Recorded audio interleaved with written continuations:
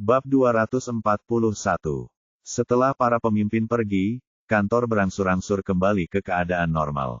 Namun setelah kekacauan pertama yang belum pernah terjadi sebelumnya, semua orang di unit investigasi kasus utama merasa cemas dan gelisah. Di satu sisi, Kepala Biro Zhou tiba-tiba dipindah tugaskan dan orang-orang masih belum terbiasa dengan penggantinya yang baru menjabat setengah hari. Di sisi lain, Miao Ying telah menyebabkan keributan besar dan menghancurkan kepala kapten. Apa yang sedang terjadi? Tim polisi memecahkan kasus Mianling dan seharusnya saat itu menjadi waktu untuk menikmati kehormatan itu. Namun tiba-tiba semuanya menjadi kacau dan semua orang berlarian seperti ayam tanpa kepala. Awalnya, cukup berisik untuk membiarkan Zhao Yu sendirian di unit investigasi kasus utama, tetapi sekarang ada Miao Ying. Bagian yang paling menakutkan adalah Zhao Yu dan Miao Ying berada di pihak yang sama. Yang satu adalah gangster dan petarung jalanan, yang satu lagi terpelajar dan menguasai seni bela diri. Dua orang ini bekerja sama akan sangat mengejutkan. Liu Changhu dan Mao Wei dibawa ke rumah sakit. Kepala salah satu dari mereka berdarah, sementara luka di kaki yang lain kambuh. Mereka berdua mungkin harus tinggal di rumah sakit cukup lama. Semua orang bertanya-tanya bagaimana Liu Changhu akan membalas dendam pada Miao Ying. Dipukuli oleh seorang yang menggarisbawahi, Liu Changhu sangat malu sehingga dia berharap bumi akan menelannya. Tebakan yang beruntung adalah, dia tidak akan membiarkannya lolos. Dia bahkan mungkin bersiap untuk mengajukan tuntutan. Tampaknya Miao Ying ditakdirkan untuk hancur kali ini. Sudah pasti dia akan diberhentikan dari jabatannya, dan kompensasi finansial tidak dapat dihindari. Jika yang terburuk terjadi, dia mungkin harus menjalani hukuman. Namun, sementara semua orang memikirkan hal itu, Miao Ying dengan tenang menangani tugasnya di mejanya, sama sekali tidak terpengaruh oleh insiden pemukulan itu. Zhao Yu duduk berhadapan dengan Miao Ying, memikirkan masalahnya sendiri. Secara logika, Miao Ying memukuli Liu Changhu atas namanya, jadi dia seharusnya sangat senang. Namun karena Kepala Biro Zhou dipindah tugaskan begitu tiba-tiba, dan Kepala Biro yang baru berusaha keras untuk menghentikan mereka menyelidiki kasus Kuping, Zhao Yu tidak bisa senang. Nalurinya mengatakan kepadanya bahwa ada sesuatu yang sangat salah. Pidato Tang Zhaolong selama pertemuan itu cukup meyakinkan. Namun, kemudian dia mengirim Liu Changhu untuk menghancurkan pekerjaan mereka. Dia tampak agak terlalu tidak sabar. Tang Zhaolong telah menyita video terkait. Bahkan jika dia ingin menghapus catatan investigasi Miao Ying dan yang lainnya, dia dapat melakukannya sesuai dengan prosedur yang tepat. Mengapa dia begitu tidak sabaran? Apakah ada yang salah dengannya? Apakah Tang Zhaolong dikirim oleh para pembunuh kuping? Bajingan itu, pikir Zhao Yu. Dia sedang memikirkannya ketika tiba-tiba dia merasakan hawa dingin menjalar ke tulang belakangnya. Tidak mungkin. Jika Tang Zhaolong berada di pihak yang sama dengan para pembunuh, kita semua akan mendapat masalah besar. Ketua timku Kuping, apa yang telah kau lakukan? Dia tersadar. Dengan sangat cepat, Zhao Yu mulai memeriksa heksagram yang ia dapatkan hari itu. Itu adalah heksagram Zhengen lagi. Oh. Zhao Yu menyadari bahwa ia ingin menggunakan perangkat itu untuk mengerjai Liu Changhu tetapi Miao Ying telah mengalahkannya. Apakah itu berarti heksagram Zhen sudah berakhir? Jelas status dan sorotannya telah dicuri oleh Miao Ying. Seluruh tim memandang Miao Ying dengan cara baru, dan ia diabaikan. Jika heksagram Zhen sudah berakhir, bagaimana dengan heksagram Gen? Pikir Zhao Yu. Zhao Yu mengira bahwa ia akan membuat kemajuan dalam kasus Kuping hari itu. Sekarang papan tulisnya sudah hilang, dan informasi di komputernya sudah dihapus, bagaimana ia akan menyelidiki lebih lanjut? Memikirkan kasus Kuping membuat Zhao Yu merasa kekuatannya telah mencair. Jika dulu memecahkan kasus, dia selalu bisa menemukan petunjuk dan melanjutkan dari sana. Namun, untuk kasus ini, ceritanya sama sekali berbeda. Tersangka meninggalkan begitu sedikit petunjuk dan membuat penyelidikan menjadi sulit. Terlebih lagi, ada rintangan yang begitu besar. Apakah benar-benar mustahil baginya untuk melanjutkan penyelidikan? Siapa pembunuh kejam di balik kematian Kuping? Saat Zhao Yu sedang berpikir keras, mereka yang mencari informasi pun kembali. Zhao Yaohui berkata bahwa Liu Changhu dan Mao Wei dirawat di rumah sakit. Mao Wei baik-baik saja, tetapi Liu Changhu mendapat beberapa jahitan di kepalanya. Dia mencoba menggunakan koneksinya di kepolisian untuk membuat laporan polisi, dan menyalahkan Miao Ying. Yang menarik, untuk dianggap sebagai luka ringan, ada persyaratan di mana luka korban harus lebih besar dari 6 cm. Namun, luka Liu Changhu jelas tidak memenuhi persyaratan itu, jadi bajingan ini ingin menyuap dokter agar lukanya lebih besar. Sisanya segera menyarankan Miao Ying untuk mencari seseorang untuk menjadi penengah di antara mereka berdua. Jika tidak, dan dia dianggap mengalami cedera ringan, dia akan mendapat masalah. Miao Ying tidak peduli, tetapi menjawab dengan nada bercanda bahwa Liu Changhu harus mengambil tindakan nekat di saat-saat nekat. Rekan satu timnya merasa cemas kecuali Zhao Yu, yang berkepala dingin. Dia tahu betul latar belakang Miao Ying. Bahkan jika Liu Changhu menjalani operasi otak, dia tidak akan bisa melukai Miao Ying. Xiao Liu datang untuk melaporkan kemajuannya dalam mengambil salinan informasi melalui server internal mereka, tetapi rekan-rekannya di ruang server mengatakan kepadanya bahwa kepala biro telah mengirim orang untuk menghapus salinan mereka juga. Mendengar itu, fokus semua orang kembali teralih ke kasus kuping. Sama seperti Zhao Yu, semua orang mengira Tang Zhaolong memiliki latar belakang yang tidak diketahui dan bertindak sangat mencurigakan. Dia terburu-buru untuk menghancurkan segala macam bukti, mungkin mengikuti perintah. Selain itu, semua orang merasakan tekanan. Mereka merasa akan sulit untuk menyelidiki kasus ini karena ada begitu banyak hal yang merugikan mereka. Tidak bisakah mereka menyelidiki kasus kuping lebih lanjut? Namun Miao Ying bukanlah orang yang mudah menyerah. Ia langsung melawan. Ia berpikir bahwa meskipun sulit untuk melanjutkan karena semua bukti telah hilang, masih ada satu cara lagi untuk melanjutkan, yaitu dengan menyelidiki sendiri kuping. Dengan menyelidiki masa lalunya dan mencari tahu apa yang telah dilakukannya, apa yang telah disaksikannya, akan membantu. Apakah ia menyelidiki sesuatu yang luar biasa secara rahasia, lalu terbunuh secara tragis? Mendengar apa yang dikatakan Miao Ying, semua orang merasa seolah-olah ada cahaya yang bersinar dari kegelapan lagi. Namun, yang tidak diduga semua orang adalah bahwa cahaya redup yang mereka lihat adalah senter yang dibawa Zhang Jingfeng kepada mereka dengan perutnya yang buncit. Hai semuanya, aku menemukannya. Zhang Jingfeng melihat sekeliling lalu berkata dengan lembut namun bersemangat, aku menemukan tersangka. Pernahkah kalian mendengar tentang pasukan rahasia Crimson Eight? Kurasa, kalian tidak akan pernah menduga bahwa orang dalam video itu, orang yang menjebak Hou Meng, adalah bagian dari SWAT. Bab 242. Saya pernah mendengar, kata Miao Ying, ketika pasukan dinas rahasia Crimson Eight dibentuk, saya baru saja masuk akademi kepolisian. Tahun itu, ada banyak gerakan teroris, jadi kepolisian Kinsan memutuskan untuk membentuk kelompok yang mirip dengan Hong Kong Flying Tigers agar dapat segera menangani para teroris. Nomor seri kelompok ini adalah 08, dan dicetak dengan huruf merah, jadi mereka disebut pasukan dinas rahasia Crimson Eight. Tetapi jika aku ingat dengan benar, Miao Ying mengingat kembali, pasukan ini tidak bertahan lama. Bukankah mereka sudah lama bubar?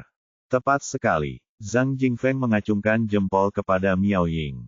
Awalnya, semua orang yang dipilih untuk menjadi anggota pasukan rahasia 8 merah adalah para jagoan pasukan polisi, serta banyak prajurit hebat lainnya. Organisasi itu hanya bertahan selama 1 tahun dan 1 bulan. Setelah bubar, para anggotanya dikirim ke berbagai bagian lain. Beberapa dari mereka menjadi instruktur akademi polisi, beberapa menjadi penjaga atau konsultan, sementara yang lebih hebat mungkin pergi dan menjadi agen rahasia atau mata-mata. Wah, Zhang, bukankah itu agak keterlaluan? Lan Bo menggelengkan kepalanya. Aku tidak mengerti, apa hubungannya ini dengan kasusku? Ada hubungan yang sangat erat. Zhang Jingfeng dengan hati-hati melihat sekeliling sebelum mengeluarkan ponselnya. Dia memberitahu semua orang, bukankah Zhao Yu memintaku untuk memulihkan video Hou Meng yang dijebak? Dalam video itu, 2 penjahat sama-sama mengenakan topi. Salah satu dari mereka mengenakan topeng, tetapi yang lainnya tidak. Saya bertanya kepada ahli restorasi dari Departemen Orang Hilang, Bi, dan berdasarkan gambar orang yang tidak mengenakan topeng, kami membuat potret. Zhang Jingfeng membuka gambar tersebut. Bi mengatakan tingkat restorasinya akurat hingga 70%. Teman-teman, lihat, gambar orang tersebut tampak cukup garang, dan pipinya sangat lebar. Beberapa hari terakhir ini aku tidak melakukan apapun selain mencoba mencocokkan pelakunya. Zhang Jingfeng berbicara dengan penuh semangat. Tetapi setelah beberapa saat, tidak banyak hasil. Sampai aku menyadari sesuatu. Zhang Jingfeng memperbesar gambar itu, lalu menunjuk ke tulang selangka potret itu. Ada tanda merah samar di sana. Tanda merah ini memberiku harapan. Zhang Jingfeng menjelaskan dengan gembira, awalnya, aku pikir itu semacam tanda lahir, tetapi begitu Bi mengembalikan videonya, dia mengatakan padaku bahwa itu adalah lambang yang dijahit pada kain itu. Penjahat itu mengenakan rompi di dalam mantelnya, dan lencana ini dijahit di mantelnya. Di sini, Zhang Jingfeng membalik ke foto berikutnya, meskipun lencana ini hampir tidak terlihat, itu jelas berbentuk bulat. Tampaknya agak datar untuk menjadi 0, jadi saya pikir ini adalah angka 8. Saya mencari nama-nama orang dalam pasukan layanan khusus Crimson Eight dan segera menemukan orang yang sesuai dengan tinggi dan penampilan pada potret yang dihasilkan. Mendengar apa yang dikatakan Zhang Jingfeng, semua orang tercengang dan khawatir. Meskipun pasukan rahasia 8 merah adalah eksistensi yang fana di Kinsan, mereka sangat terkenal. Sekarang setelah mereka tahu bahwa penjahat itu mungkin berasal dari organisasi layanan khusus, semua orang merasa sedikit putus asa. Ini, Zhang Jingfeng tampak tidak peduli dan membolak-balik semua foto hingga ia mengeluarkan potret seseorang. Orang ini, Zhao Qing. Berusia 37 tahun ini, dari pasukan khusus. Aku mengerahkan segenap tenagaku dan akhirnya menemukan beberapa informasi dasar tentangnya, tetapi tidak ada yang terperinci. Zhao Qing. Zhao Yu memperhatikan foto itu dengan saksama, dan menyadari bahwa Zhao Qing tampak sangat garang. Dia memiliki potongan rambut cepak ala tentara, dan tatapannya sangat angkuh. Dia jelas seseorang yang tidak ingin Anda ganggu. Zhang, Lanbo tampak khawatir. Jika kau tidak dapat menemukan informasi apapun tentangnya, apakah itu berarti dia menjadi agen rahasia? Kalau begitu, kuping. Setidaknya dia jelas bukan mata-mata. Zhang Jingfeng berbicara dengan percaya diri. Kalau tidak, aku bahkan tidak akan menemukan informasi yang kutemukan. Zhao Qing. Miao Ying tampak serius saat menoleh ke arah kerumunan. Semuanya, dengarkan, kita harus merahasiakannya. Kurasa semua orang sudah tahu betapa berbahayanya ini. Jika orang luar mendengar ini, berarti salah satu dari kita adalah pengkhianat. Ketika rekan satu tim mendengarnya, ekspresi semua orang berubah. Saat ini, selain Zhao Yu dan Zhang Jingfeng, semua orang ada di tim B. Termasuk Miao Ying, Zhang Yaohui, Liu, dan Lanbo. Kalau begitu, Miao Ying terus memperingatkan kelompok itu, kita harus sangat berhati-hati saat melakukan penyelidikan. Begitu kalian mendengar sesuatu, cepat datang dan peringatkan aku. Jangan, dalam keadaan apapun, bergerak sendiri-sendiri. Mengerti? Semua orang mengangguk. Juga, Zhao Yu juga menambahkan, mulai sekarang di kantor, jangan terlalu banyak membicarakan kasus kuping. Kita tidak boleh membiarkan siapapun tahu bahwa kita masih menyelidiki kasus ini. Kerumunan itu mengangguk lagi. Tapi, Zhang Jingfeng ragu-ragu, aku mendapat banyak bantuan dari Bi, jadi dia sudah tahu segalanya. Kalau begitu, pastikan dia ada di pihak kita. Zhao Yu memberitahu Zhang Jingfeng, katakan padanya betapa besar bahaya yang dia hadapi, dan katakan padanya untuk merahasiakannya. Selain itu, dengan Liang Huan dan Li Bei ini, jangan beritahu mereka untuk saat ini. Semakin sedikit orang yang tahu tentang ini, semakin baik. Zhang Jingfeng memberi isyarat pengertiannya, lalu memberikan dokumen Zhao Qing kepada Zhao Yu dan Miao Ying. Wah, Zhao Yu menghela napas berat. Tak disangka masalahnya bisa serumit ini. Tiba-tiba mendengar berita yang mengejutkan itu, dia secara naluriah memikirkan kembali penjelasan heksagramnya. Heksagram, gen, memang tidak terbuang sia-sia. Itu malah membantu mereka menemukan beberapa bukti kunci untuk kasus kuping. Namun bukti ini membuat Zhao Yu semakin gelisah. Jika Zhao Qing benar-benar salah satu orang di balik pembunuhan Kuping, maka kasus ini terlalu berbahaya. Jika Zhao Qing adalah anggota pasukan khusus, maka rekan-rekannya pasti sama berbahayanya. Tiba-tiba, Zhao Yu merasa seperti sedang berjinjit di ladang ranjau, tidak yakin kapan sesuatu akan meledak menimpanya. Keselamatannya sendiri bukanlah masalah, tetapi dia khawatir dengan rekan satu timnya. Ketua tim Kuping telah dikorbankan. Dia tidak bisa membiarkan orang lain terluka. Jadi Zhao Yu diam-diam memutuskan bahwa dia akan secara pribadi mencari informasi Zhao Qing. Dia memang memiliki sistem keajaiban, jika ada bahaya, dia bisa mengatasinya. Apapun yang terjadi, dia tidak bisa membahayakan rekan satu timnya. Mungkin jika mereka menangkap Zhao Qing, mereka dapat menemukan kebenaran di balik pembunuhan Kuping. Begitu pulang kerja, Zhao Yu tidak menyapa siapapun dan langsung pergi ke alamat yang diberikan Zhang Jingfeng untuk mencari Zhao Qing. Namun, saat tiba di sana, ia menyadari bahwa alamat Zhao Qing sudah tidak berlaku lagi. Rumah itu sudah dirobohkan dan diubah menjadi taman.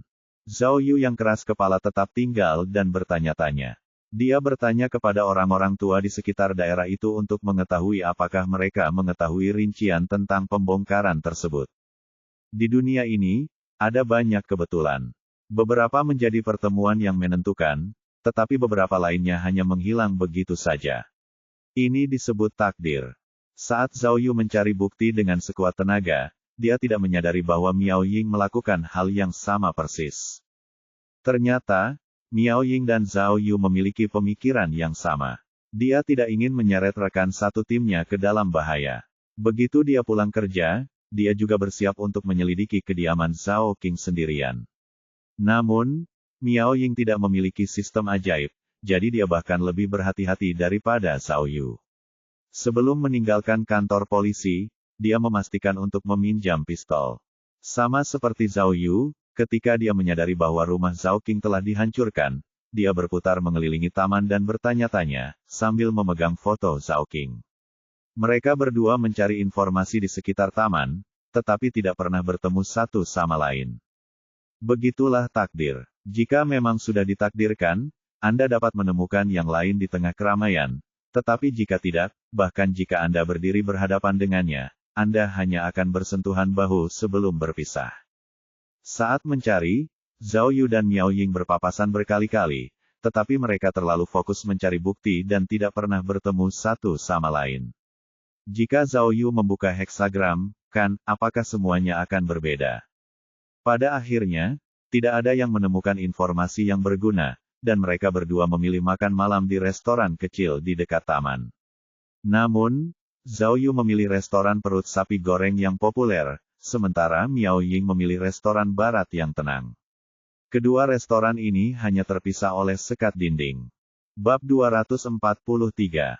Tepat saat sistem memberitahu Zhao Yu bahwa ia telah menyelesaikan petualangan hari itu, ia berharap ada penyadap tak kasat mata lainnya. Ia ingin menguping Tang Zhaolong dan melihat apa yang sedang dilakukan kepala biro baru ini. Apakah para petinggi mengirimnya untuk menghancurkan bukti? Atau apakah mereka punya semacam pengaturan lain? Dan siapa bos Tang Zhaolong? Apakah kepala biro kota, atau seseorang dengan pangkat lebih tinggi? Apa yang ingin dilakukan orang-orang ini? Namun, bertentangan dengan apa yang diharapkannya, tingkat penyelesaian Zhao Yu hanya 77%, dan ia dianugerahi dengan pengacau sinyal tak terlihat. Sebenarnya, Zhao Yu sudah siap dengan tingkat penyelesaian tersebut. Mengenai heksagram, Zen, hari itu, Miao Ying memimpin, dan untuk heksagram, Gen, ia belum membuat kemajuan apapun dalam kasus tersebut. Tentu saja tingkat penyelesaiannya tidak akan tinggi. Namun keesokan paginya ketika Zhao Yu membuka heksagram baru, ia gembira ketika mendapat heksagram, Dui Gen. Berdasarkan pengalaman masa lalunya, Zhao Yu tahu bahwa heksagram, Gen, yang berkesinambungan menandakan bahwa ia telah mengambil pendekatan yang benar dalam penyelidikannya dan bahwa ia semakin dekat untuk memecahkan kasus tersebut. Hari itu terasa tidak biasa. Zhao Yu tiba di kantor dan menerima beberapa kabar terbaru. Kabar pertama terkait dengan Miao Ying. Dia tidak yakin dari mana berita itu berasal, Tetapi kabar itu tentang Liu Changhu yang tidak menuntut Miao Ying, dan bahwa dia telah mengubah pernyataan lisannya, dengan mengatakan bahwa dia terjatuh dan kepalanya terbentur. Lebih parahnya lagi, Tang Zhaolong dan para pemimpin lainnya tidak pernah mengungkit insiden tabrakan itu. Seolah-olah kejadian itu tidak pernah terjadi. Tang Zhaolong mengajukan biaya pengobatan Liu Changhu dan Mao Wei ke dalam asuransi cedera mereka, dan memberi mereka libur panjang. Selain itu, semua hal lainnya ditutup-tutupi. Akibatnya, para detektif di unit investigasi kasus utama terkejut. Tidak ada yang menyangka hal ini akan terjadi. Siapa sebenarnya Miao Ying ini? Dia baik-baik saja setelah memecahkan kepala atasannya. Apa-apaan ini? Bagaimana ini bisa terjadi? Di masa depan, siapa yang berani menyinggung wanita jahat ini? Apa yang terjadi pada Miao Ying tentu saja merupakan kabar baik bagi Zhao Yu. Jika Tang Zhaolong adalah musuh, setidaknya Zhao Yu memiliki Miao Ying untuk bertarung bersamanya. Namun berita kedua bukanlah hal yang baik. Orang-orang mendengar bahwa Tang Zhaolong secara aktif meminta para petinggi untuk memindahkan beberapa pekerja lamanya agar tempat kerja menjadi lebih efisien. Begitu para petinggi setuju, cabang Rongyang akan melakukan perpindahan sumber daya manusia yang besar. Situasinya pasti akan lebih kacau. Mengenai informasi terakhir, itu memang berita buruk. Liang Huan mendatangi Zhao Yu dan dengan marah memberitahunya beberapa berita internal. Tang Zhaolong telah menghentikan hadiah uang tunai dari kasus Mianling. Perjanjian alokasi hadiah uang tunai yang asli tidak sah. Zhao Yu bukan satu-satunya yang bingung. Saya mendengar beberapa rumor. Liang Huan memberitahu para detektif di kantor, Tang Zhaolong merasa alokasi hadiah uang tunai itu tidak masuk akal, jadi dia ingin mengalokasikannya kembali. Saya pikir dia mencoba mengambil alih prestise kepala Biro Zhou. Tidak masuk akal. Realokasi. Bagaimana? Peng Xin kesal. Tang Zhaolong tidak terlibat dalam kasus Mianling. Mungkin dia ingin ikut ambil bagian. Atas dasar apa? Bukan itu. Liang Huan menggelengkan kepalanya. Kepala Biro Tang berkata bahwa hadiah uang tunai itu tidak boleh digunakan untuk memberi penghargaan kepada para detektif sepenuhnya, tetapi sebagian uang itu harus digunakan untuk peralatan polisi, terutama yang berkaitan dengan pencegahan penculikan. Dia berpikir bahwa mereka harus menggunakan uang itu untuk membeli semacam alat anti penculikan untuk mencegah terulangnya kasus Mianling. Apa-apaan ini? Peng Xin sangat marah. Bukankah para petinggi meminta sumbangan setiap tahun? Atas dasar apa mereka diizinkan mengambil uang kita? Menurut pendapatku, orang ini memanfaatkan jabatannya untuk mendapatkan uang untuk dirinya sendiri. Untungnya, Kepala Biro Zhou memberikan seluruh hadiah itu 2 juta. Jika 10 juta, Tang Zhaolong pasti sudah gila. Ya, Liu Suesan mengangguk setuju sambil menatap Zhao Yu dan berkata dengan nada menyesal, "Ayah, Zhao kecil. Hadiah kami hanya 10 atau 20 ribu, tapi hadiahmu 800 ribu. Jika mereka membagikan kembali hadiah uang tunai, bukankah kamu korban terbesar?"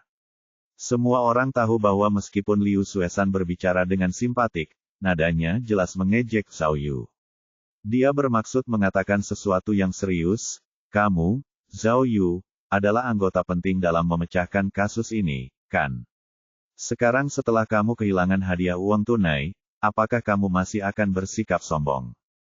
Cek. Liang Huan menyadari masalahnya dan berkata, "Zhao Yu, menurutku, kau tidak bisa membiarkan ini begitu saja. Meskipun dia seorang kepala biro, dia tidak bisa begitu saja menindas kita. Bukankah ini diktator? Bagaimana kalau kita mencarinya bersama?" Liang Huan mengatakan ini dengan tulus karena dia telah secara langsung menangkap Hao Gang dan hadiah uangnya tidak sedikit. Dia jelas tidak ingin tenggelam bersama Zhao Yu. Liang Huan bersikeras agar Zhao Yu tidak boleh diam saja. 800 ribu yuan dalam sekejap. Zhao Yu pasti akan memimpin serangan kedua dan memimpin mereka untuk bernegosiasi dengan Tang Zhaolong. Namun kali ini Liang Huan telah meremehkan Zhao Yu.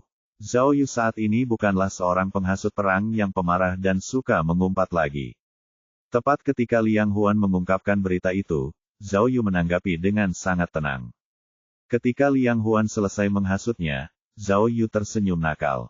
"Liang Huan, tenanglah," kata Zhao Yu dengan santai. "Seperti yang kau katakan, Apa yang kau dengar hanyalah rumor. Belum ada pemberitahuan resmi, kan?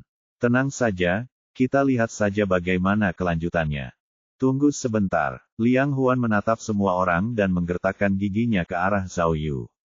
Sekretaris Kepala Biro Xiao Song memberi tahu saya. Bagaimana mungkin itu palsu? Ketika itu berubah menjadi pemberitahuan resmi, semuanya akan terlambat. Hehe, Zhao Yu tertawa dan menepuk bahu Liang Huan. Jangan khawatir. Jika aku, Zhao Yu, ada di sini, tidak akan ada yang kehilangan sepeser pun. Kalau begitu, bisakah kau pergi ke Departemen Keuangan dan mengambilkan salinan tabel pembagian hadiah uang tunai untukku? Ini, Liang Huan mengernyitkan alisnya karena tidak mengerti apa yang dimaksud Zhao Yu. Apa? Apa maksudmu? Kita kehilangan semua uang. Apa gunanya mendapatkan tabel pembagian hadiah uang tunai? Hehehe, Zhao Yu mengabaikannya dan berjalan keluar pintu. Liang Huan mengira Zhao Yu akan melakukan tindakan ekstrim dan segera mengikutinya. Zhao Yu baru pergi ke kamar mandi setelah dia pergi. Apa-apaan ini? Bagaimana dia bisa tahan dengan ini? Liang Huan meludah dan menghentakkan kakinya pergi. Apakah Zhao Yu sekarang sudah menjadi orang yang berbeda? Kalau tidak, aku akan mencari bantuan dari Miao Ying. Hadiah uangku? Liang Huan bergegas ke kantor tim B tetapi tidak dapat menemukan Miao Ying. Seseorang memberitahunya bahwa Miao Ying pergi untuk kerja lapangan. Pergi kerja lapangan. Liang Huan bertanya-tanya, tidak ada misi darurat, mengapa dia pergi kerja lapangan? Sebenarnya, Liang Huan benar. Tang Zhaolong melihat bahwa hadiah uang tunai 2 juta itu dibagikan kepada semua bawahan oleh Zhou Andong dan menjadi serakah. Dan dia melihat bahwa salah satu polisi telah diberi hadiah 800.000. Yang lebih dari jumlah gajinya selama beberapa tahun. Keserakahannya berubah menjadi kecemburuan. Jadi setelah berpikir sejenak, dia memutuskan untuk menunda pembagian hadiah uang tunai dan mengesampingkannya. Dia pikir dia bisa memikirkan alasan sah lainnya untuk memasukkan uang itu ke kantongnya sendiri. Namun, Tang Zhaolong tidak menyangka bahwa pada pukul 11 pagi, perwakilan keluarga korban kasus Mianling, Tuan Tao, tiba-tiba datang ke kantornya. Ia meminta agar hadiah uang tunai 2 juta itu dikembalikan langsung kepadanya. Tang Zhaolong terkejut. Meskipun uang itu disumbangkan dengan sukarela oleh keluarga, tidak ada dokumen resmi, jadi secara teknis uang itu masih milik keluarga. Kepala Biro Zhou hanya memberi mereka tanda terima saat mengambil uang itu. Namun sekarang Kepala Biro Zhou tidak ada di sana, Tuan Tao menggunakan itu sebagai alasan untuk mengambil kembali uang itu. Alasan Tuan Tao sudah cukup. Pertama, prosedur resmi belum lengkap. Kedua, dia sudah membuat kesepakatan bersama dengan Kepala Biro Zhou mengenai pembagian hadiah uang tunai, dan karena Kepala Biro Zhou sudah tidak ada lagi, Tuan Tao khawatir uang itu tidak akan diberikan kepada para petugas seperti yang diinginkan keluarga. Ketiga, keluarga sangat sedih dan harus mengurus berbagai pemakaman. Mereka butuh uang itu kembali karena mereka kekurangan dana. Ucapan Tuan Tao masuk akal dan Tang Zhaolong pun yakin. Uang ini adalah hadiah uang pribadi. Jika Tang Zhaolong menghentikannya, itu akan menjadi tindakan ilegal dan tidak masuk akal. Jika rumor ini menyebar, itu akan memalukan. Selain itu, seperti yang dijelaskan Tuan Tao, keluarga korban membutuhkan uang untuk menutupi biaya pemakaman. Jika polisi menahan uang dari korban kasus Mianling dan berita itu tersebar, akan ada dampak yang sangat besar. Departemen Kepolisian Kinsan tidak mampu menanggungnya. Apalagi fakta bahwa Tang Zhaolong hanyalah seorang kepala biro cabang. Sayangnya, Tang Zhaolong harus setuju. Ia menghibur dirinya sendiri dengan berpikir bahwa jika uang itu tidak bisa masuk ke sakunya, ia bisa mengembalikannya saja. Karena anggota keluarga telah memintanya kembali, tidak ada yang bisa dikatakan oleh para detektif.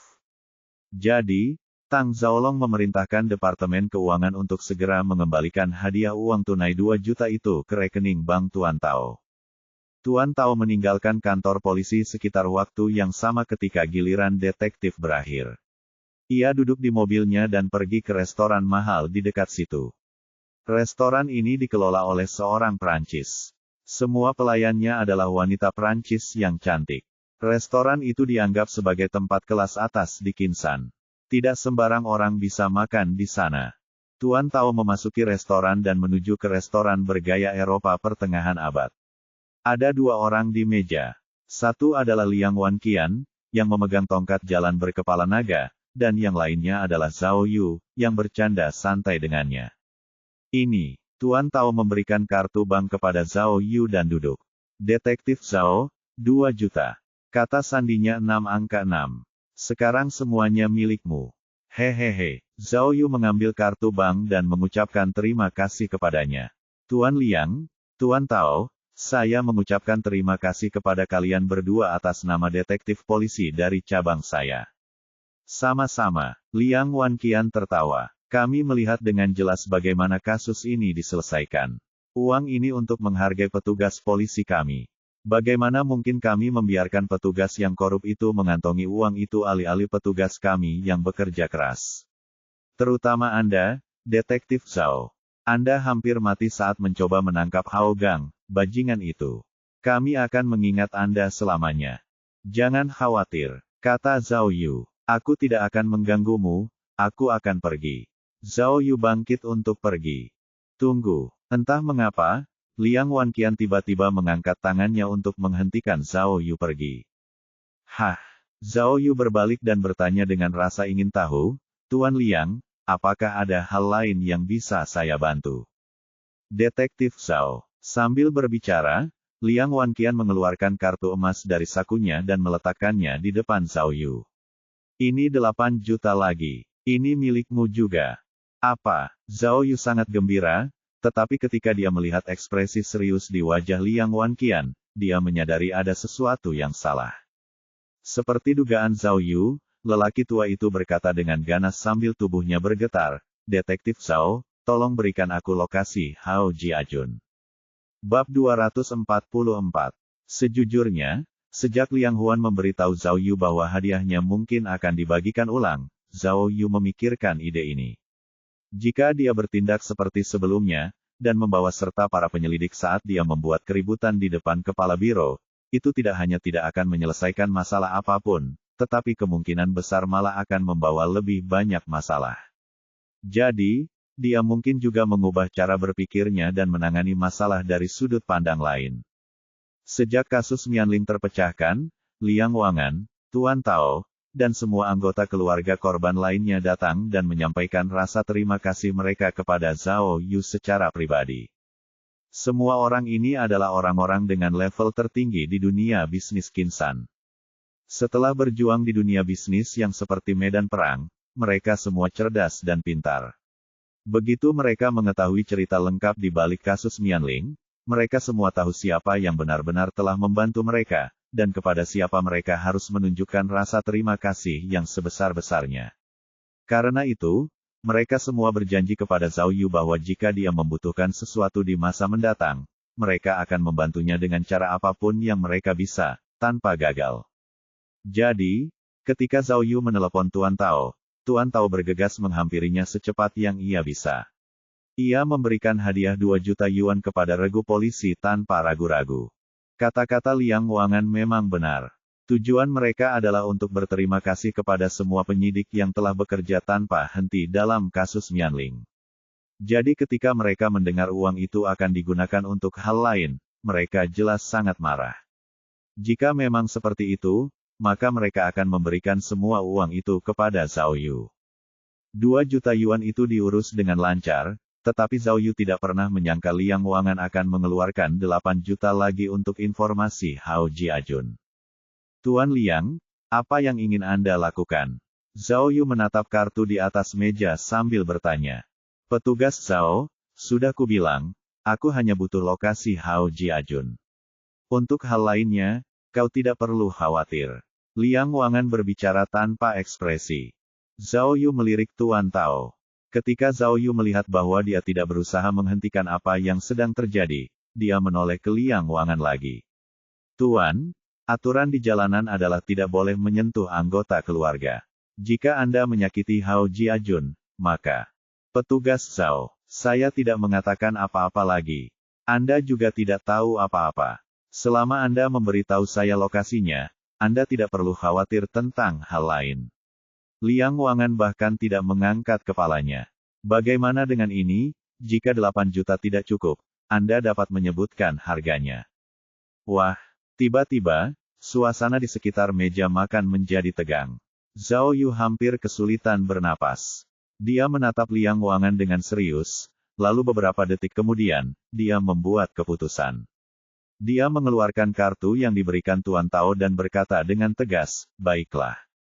Ini harganya. Ini," dia menyodorkan kartu bank di depan lelaki tua itu. "Aku akan menghabiskan 2 juta untuk membeli nyawa Hao Jiajun." Ah! Anda, tubuh Liang Wangan dan Tuan Tao bergetar hebat saat mereka menatap Zhao Yu dengan bingung.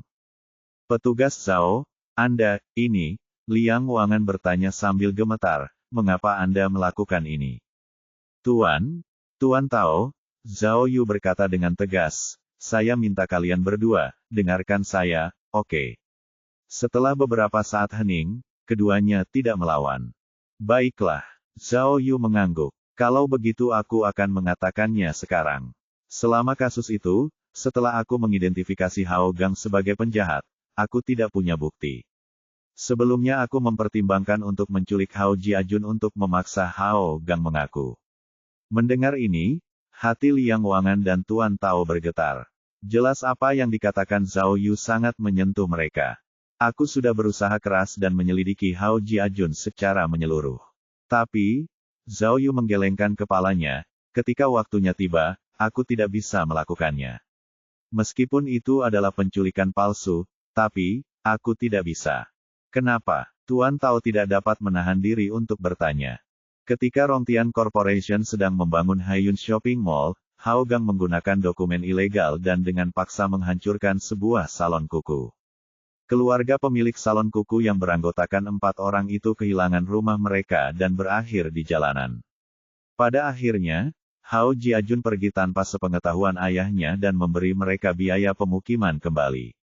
Dia bahkan meminta pemerintah setempat untuk memindahkan mereka ke apartemen murah. Tahun lalu di bulan April, Lanping mengalami gempa bumi. Hao Jiajun sudah berada di sana pada hari kedua, menghabiskan uang dan tenaganya sendiri, dan bahkan menyelamatkan beberapa nyawa. Media tidak mengetahui hal ini, bahkan Hao Gang sendiri tidak mengetahuinya. Beberapa hari yang lalu, perusahaan teknologi Tianlong memiliki kasus bom yang mencurigakan. Saya sendiri melihat Hao Jiajun menyelamatkan seorang anak yang hendak menyentuh bom tanpa mempedulikan nyawanya sendiri. Ada banyak kasus lain seperti ini. Zhao Yu melanjutkan, "Kadang-kadang, saya hampir merasa seperti Hao Jiajun sedang mencoba membayar utang ayahnya." Mendengar ini, Liang Wangan dan Tuan Tao terdiam lagi. "Tuan, kapankah jalan balas dendam akan berakhir?" "Saya mengerti kalian. Saya juga tahu," Zhao Yu dengan lembut membujuk keduanya, "bahwa kalian lebih memahami prinsip-prinsip ini daripada saya. Jadi," bam, tinju Liang Wangan menghantam meja sebelum Zhao Yu sempat menyelesaikan ucapannya. Tubuh lelaki tua itu bergetar, air mata mengalir di pipinya. "Aku tidak peduli. Aku sudah makan dengan Hao Gang, dan membicarakan bisnis dengannya. Tidak kusangka orang di depanku adalah orang yang membunuh putriku. Orang yang melakukan tindakan jahat dalam kasus Mianling. Ini tidak adil. Kenapa dia bisa membunuh anakku, tapi aku tidak bisa mengambil anaknya sendiri? Hanya saat aku melihat putra bajingan itu mati di depan matanya sendiri, barulah akankah aku? Apa yang akan kau lakukan?" Zhao Yu tiba-tiba meninggikan suaranya. "Jika kau membunuh Hao Jiajun, garis keturunan Hao Gang akan musnah. Apakah kau akan mati dengan tenang atau kau akan merasa lebih baik? Selain rasa bersalah, apalagi yang akan kau dapatkan dari kematian Hao Jiajun? Apakah putrimu akan hidup kembali?" "Tuan Liang, izinkan saya menyarankan cara yang bagus untuk membalas dendam. Mungkin itu akan membuat Anda bisa membalas dendam dan Anda akan bisa melakukannya tanpa rasa bersalah." Tanpa diduga, nada bicara Zhao Yu tiba-tiba berubah. Mendengar ini, Liang Wangan segera menghentikan batuknya dan mengangkat kepalanya. "Apa? Dengan cara apa?" "Jika ada kesempatan," Zhao Yu tersenyum, "dekatlah dengan Hao Jiajun, dan angkatlah Hao Jiajun sebagai anak baptismu. Biarkan dia merawatmu saat kamu sudah tua. Apa? Ide Zhao Yu sama sekali tidak masuk akal. Liang Wangan dan Tuan Tao tercengang. Anak baptis. Ya, Zhao Yu tersenyum. Kalian berdua pintar, pikirkan dari sudut pandang yang berbeda. Pikirkanlah, jika Haogang akan dieksekusi, dan dia mendapat kabar bahwa putranya sendiri sekarang menjadi anak baptismu, pikirkanlah. Bukankah Haogang akan mati dengan perasaan tidak puas? Seberapa sakitkah dia? Bukankah itu seperti menusuknya? Kamu, tatapan Liang Wangan pada Zhao Yu agak rumit, seperti malaikat dan jahat. Juga, kematian Haogang akan menyebabkan Rong Tian runtuh. Zhao Yu berkata, Tuan Liang, Anda kaya raya, dan juga tidak setua itu. Sekarang adalah waktu yang tepat untuk memperluas pengaruh Anda. Jika Hao Jiajun adalah anak baptis Anda, maka perusahaan Rong Tian, bukankah begitu? Kalian berdua adalah pengusaha, kalian tahu seluk-beluknya. Saya tidak akan mempermalukan diri sendiri dengan membicarakan sesuatu yang tidak saya pahami dengan baik, hehehe. Ya Tuhan, mendengar perkataan Zhao Yu, Liang Wangan langsung tercerahkan dan tiba-tiba bersemangat. Ia tidak pernah menyangka bahwa seorang polisi biasa bisa berpikir begitu luas, dengan pandangan jauh ke depan. Liang Wangan menatap Tuan Tao. Keduanya tampak telah membuat kesepakatan diam-diam dan saling mengangguk. Petugas Zhao. Tuan Tao bahkan membungkuk kepada Zhao Yu dan berkata dengan penuh semangat, Anda benar-benar contoh bagi tim polisi. Bertemu dengan petugas polisi yang baik seperti Anda sungguh merupakan berkah bagi kami. Jika ada orang seperti Anda saat itu, mungkin kasus Mianling tidak akan terjadi. Terima kasih. Sungguh, terima kasih. Bagus. Luar biasa. Liang Wangan menyodorkan 2 kartu itu kepada Zhao Yu dan berkata, kami para pebisnis menghargai kejujuran. Kami bilang hadiahnya 10 juta yuan, tidak kurang 1 sen pun. Petugas Zhao, silakan ambil semuanya.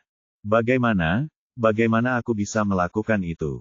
Tiba-tiba, Zhao Yu merasa seperti dihantam batu bata. Keberuntungan datang terlalu tiba-tiba, dia bahkan tidak bisa bereaksi. Uang ini tidak berarti apa-apa bagiku. Liang Wangan keras kepala. Memberikannya kepadamu adalah hal yang sangat masuk akal. Aku, Liang, sepenuhnya yakin padamu. Tidak. Ini terlalu berlebihan. Bagaimana mungkin aku? Zhao Yu menolak secara lisan, tetapi terus melangkah maju. Tangannya hampir menyentuh 2 kartu bank. Apa maksudmu terlalu berlebihan? Liang Wangan mengangkat tongkatnya dan berteriak dengan gelisah. Ambil saja kalau aku bilang begitu. Kau tertembak. Kurasa ini terlalu sedikit untuk mewakili rasa terima kasih kami. Lalu, alis Zhao Yu berkerut saat dia berpura-pura tidak berdaya. Lalu, apa kata sandinya?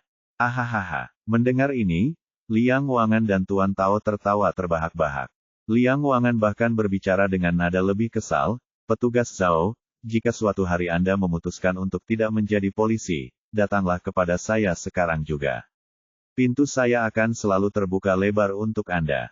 Bab 245. Sebenarnya, bahkan jika Zhao Yu memasang alat penyadap tak kasat mata pada Tang Zhaolong, dia tidak akan bisa mendapatkan informasi apapun karena Tang Zhaolong tidak tahu mengapa dia dipindahkan ke cabang Rongyang sebagai kepala biro. Dalam benak Tang Zhaolong, hal itu lebih mengejutkan baginya daripada siapapun di kantor polisi. Ia seperti asisten pelatih tim sepak bola yang telah diinstruksikan untuk mengambil alih sebagai pelatih utama, Zhao Andong, dan ia perlu memimpin tim untuk menghadiri pertandingan penting. Secara resmi, bahkan jika seorang pemimpin melakukan kejahatan, penggantinya tidak akan pernah bisa dipromosikan ke posisi itu secepat itu karena akan ada persiapan yang dibutuhkan. Tetapi pada hari itu, dia sedang tidur di tempat tidurnya ketika kepala biro kota meneleponnya untuk memberitahu bahwa dia akan dipindahkan ke cabang Rongyang sebagai kepala biro. Perintah pemindahan akan tiba pada saat yang sama dengannya. Tepat saat dia bergegas ke cabang Rongyang, dia menerima perintah dari atasannya bahwa dia harus menindaklanjuti tugas penyelesaian kasus Mianling dan menghentikan penyelidikan apapun yang terkait dengan kasus Kuping. Tang Zhaolong telah menjadi seorang perwira selama bertahun-tahun. Ia tahu bahwa saat pertama kali menduduki jabatan baru, ia harus menjaga agar para polisi tetap setara. Namun, terlepas dari pengalamannya, kemampuannya rata-rata. Pada hari pertama, ia menghapus beberapa informasi secara paksa, yang menyebabkan perkelahian antara Miao Ying dan Liu Changhu. Sebenarnya, saat Tang Zhaolong menjadi kepala biro di cabang Tongyang, dia adalah atasan yang sangat tegas. Dia pikir menghapus informasi yang digarisbawahi adalah hal yang sangat wajar. Dia tidak pernah menyangka hal yang sama akan terjadi di cabang Rongyang, atau akan berujung pada konsekuensi yang begitu berat. Karena insiden Miao Ying sudah menjadi rahasia umum, Tang Zhaolong telah diceramahi oleh atasannya. Namun, ia terkejut karena meskipun mereka marah, atasannya hanya memperingatkannya untuk merahasiakan masalah ini. Bahkan jika ia harus memindahkan Liu Changhu, ia tidak dapat melakukan apapun pada Miao Ying. Mendapat perintah itu, Tang Zhaolong tercengang. Baru kemudian ia menyadari bahwa cabang Rongyang memiliki seekor harimau berjongkok yang tersembunyi. Mereka berada pada level yang berbeda dibandingkan dengannya dari cabang Tongyang. Miao Ying ini adalah seseorang yang kuat. Secara teori, masalah ini seharusnya berakhir di sana, tetapi ketika Tang Zhaolong melihat hadiah uang tunai 2 juta, keserakahannya mengambil alih. Sebenarnya, itu adalah kebiasaan buruk yang telah ia lakukan di provinsinya, yaitu memegang bulu angsa yang sedang terbang. Ia enggan melihat 2 juta itu terlepas dari genggamannya, jadi ia memutuskan untuk menunda pembagian hadiah uang tunai tersebut untuk mencoba memasukkan sebagian ke kantongnya sendiri. Tang Zhaolong memikirkan hal ini dengan matang. Ia merasa bahwa karena ia telah dipindahkan begitu tiba-tiba untuk menangani urusan orang lain, kemungkinan besar ia akan segera dipulangkan. Jadi ia berusaha sekuat tenaga untuk memanfaatkan situasi ini agar bisa mendapatkan sesuatu dari situasi ini. Namun, ia bahkan tidak bisa melakukannya. Keluarga korban telah mengambil kembali uang itu. Karena sebelumnya uang itu ditangani oleh Kepala Biro Zhou Andong, dan Tang Zhaolong telah dipindahkan dengan sangat tiba-tiba, ia harus mengembalikannya. Tang Zhaolong memegang cangkir teh dengan label harga 88 yuan di bagian bawah sambil berjalan mondar-mandir, memikirkan langkah selanjutnya. Saat itu, Sekretaris Song Chao mengetuk pintu dan masuk sambil membawa setumpuk dokumen. Kepala Biro Tang, ini adalah informasi untuk siaran pers besok. Lihatlah saat Anda punya waktu. Saat pers mengajukan pertanyaan. Sebagai kepala biro provinsi, Tang Zhaolong tidak pernah menghadiri siaran pers apapun. Ia langsung memegang Song Chao dan bertanya, "Song, apa yang akan mereka tanyakan? Apakah semuanya sudah diatur sebelumnya? Apakah saya hanya membaca sesuai naskah?" Tentang ini, Song Chao tampak enggan. Tepat saat ia hendak menjawab, teleponnya berdering. Ia membuka kunci dan memeriksa teleponnya. Song Chao terkejut dan membocorkan, "Ayah, bahkan aku punya milikku. 7.800, tidak kurang sedikit pun." Apa yang kau katakan?" Tang Zhaolong tampak kesal. Kepala biro, "Oh, permisi. Song Chao tergagap dan menunjukkan ponselnya kepada kepala biro. "Kepala biro, Zhao Yu sedang mengirimkan angpau kepada semua orang." "Mengirim amplop merah." Kepala biro Tang menggelengkan kepalanya. "Memangnya kenapa? Apa yang aneh?" Song Chao ragu-ragu dan berkata, "Yang dikirim Zhao Yu adalah dari hadiah uang tunai 2 juta. Setiap detektif yang terlibat dalam kasus Mianling mendapatkan sebagian. Dia juga mendasarkannya pada tabel alokasi hadiah uang tunai." "Apa? 2 juta?" Tang Zhaolong ingin mengatakan bahwa Zhao Yu kaya, tetapi tiba-tiba dia teringat sesuatu dan tercengang. 2 juta? Kasus Mianling? Tabel pembagian hadiah uang tunai, apakah 2 juta yang lolos dari genggamannya telah diberikan kepada Zhao Yu? Ya Tuhan! Tiba-tiba Tang Zhaolong merasakan hawa dingin menjalar di tulang belakangnya. Ia berpikir, siapakah semua orang dari cabang Rongyang ini? Pada saat yang sama, kantor tim A milik Zhao Yu sedang ramai. Semua orang berusaha memberikan ide WeChat mereka kepadanya. Zhao Yu memegang tabel pembagian hadiah uang tunai dan membacakannya kepada Li Beini sehingga dia dapat mentransfer uang tersebut kepada semua orang. Zhao Yu mengingatkan Li Beini, "Kak, jangan sampai kamu salah memasukkan nomor. Itu akan memberikan uang itu kepada orang lain. Jangan khawatir, aku akan mengatakan ini dulu, kamu harus membayarnya nanti." Li Bei ini menggoda sambil mentransfer uang. Rekan-rekan yang telah menerima hadiah uang tunai dengan cepat berterima kasih kepada Zhao Yu. Terutama Zhang Jingfeng dan Liang Huan. Mereka bahkan membungkuk hormat dengan tangan terkatup. Zhao Yu mengirim hadiah uang tunai sesuai dengan tabel alokasi dengan ketat, tidak kurang atau lebih sepeser pun. Namun setelah mengirim uang kepada semua orang, ia menyadari bahwa masih ada sekitar 1 juta yang tersisa.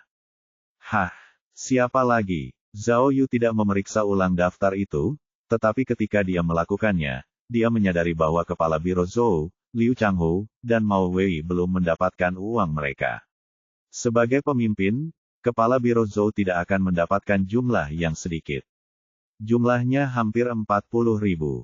Tetapi sekarang setelah dia digantikan, uang itu tidak dapat dikirim untuk sementara waktu. Adapun Liu Changhu, tentu saja, Zhao Yu pasti tidak akan mengirimkan uangnya. Namun, dia belum pernah bertengkar dengan Mao Wei sebelumnya, jadi Zhao Yu mengirimkan uangnya. Dia merasa bahwa ini akan membuat Liu Changhu marah, dan bahwa dia akan melawannya. Ketika Mao Wei memamerkan uangnya, ekspresi Liu Changhu pasti akan sangat luar biasa. Zhao Yu menyadari bahwa ia kehilangan 50 hingga 60.000. Ia membolak-balik daftar itu dan menemukan nama Miao Ying di halaman terakhir. Zhao Yu tahu bahwa karena Miao Ying adalah pendatang baru, dia adalah orang terakhir yang ada di meja pembagian. Miao Ying telah menjadi sahabat karibnya, jadi jelas Zhao Yu tidak akan pelit. Dia segera mengirimkan uang kepadanya. Namun, Miao Ying tidak menerima permintaan transfer untuk beberapa saat.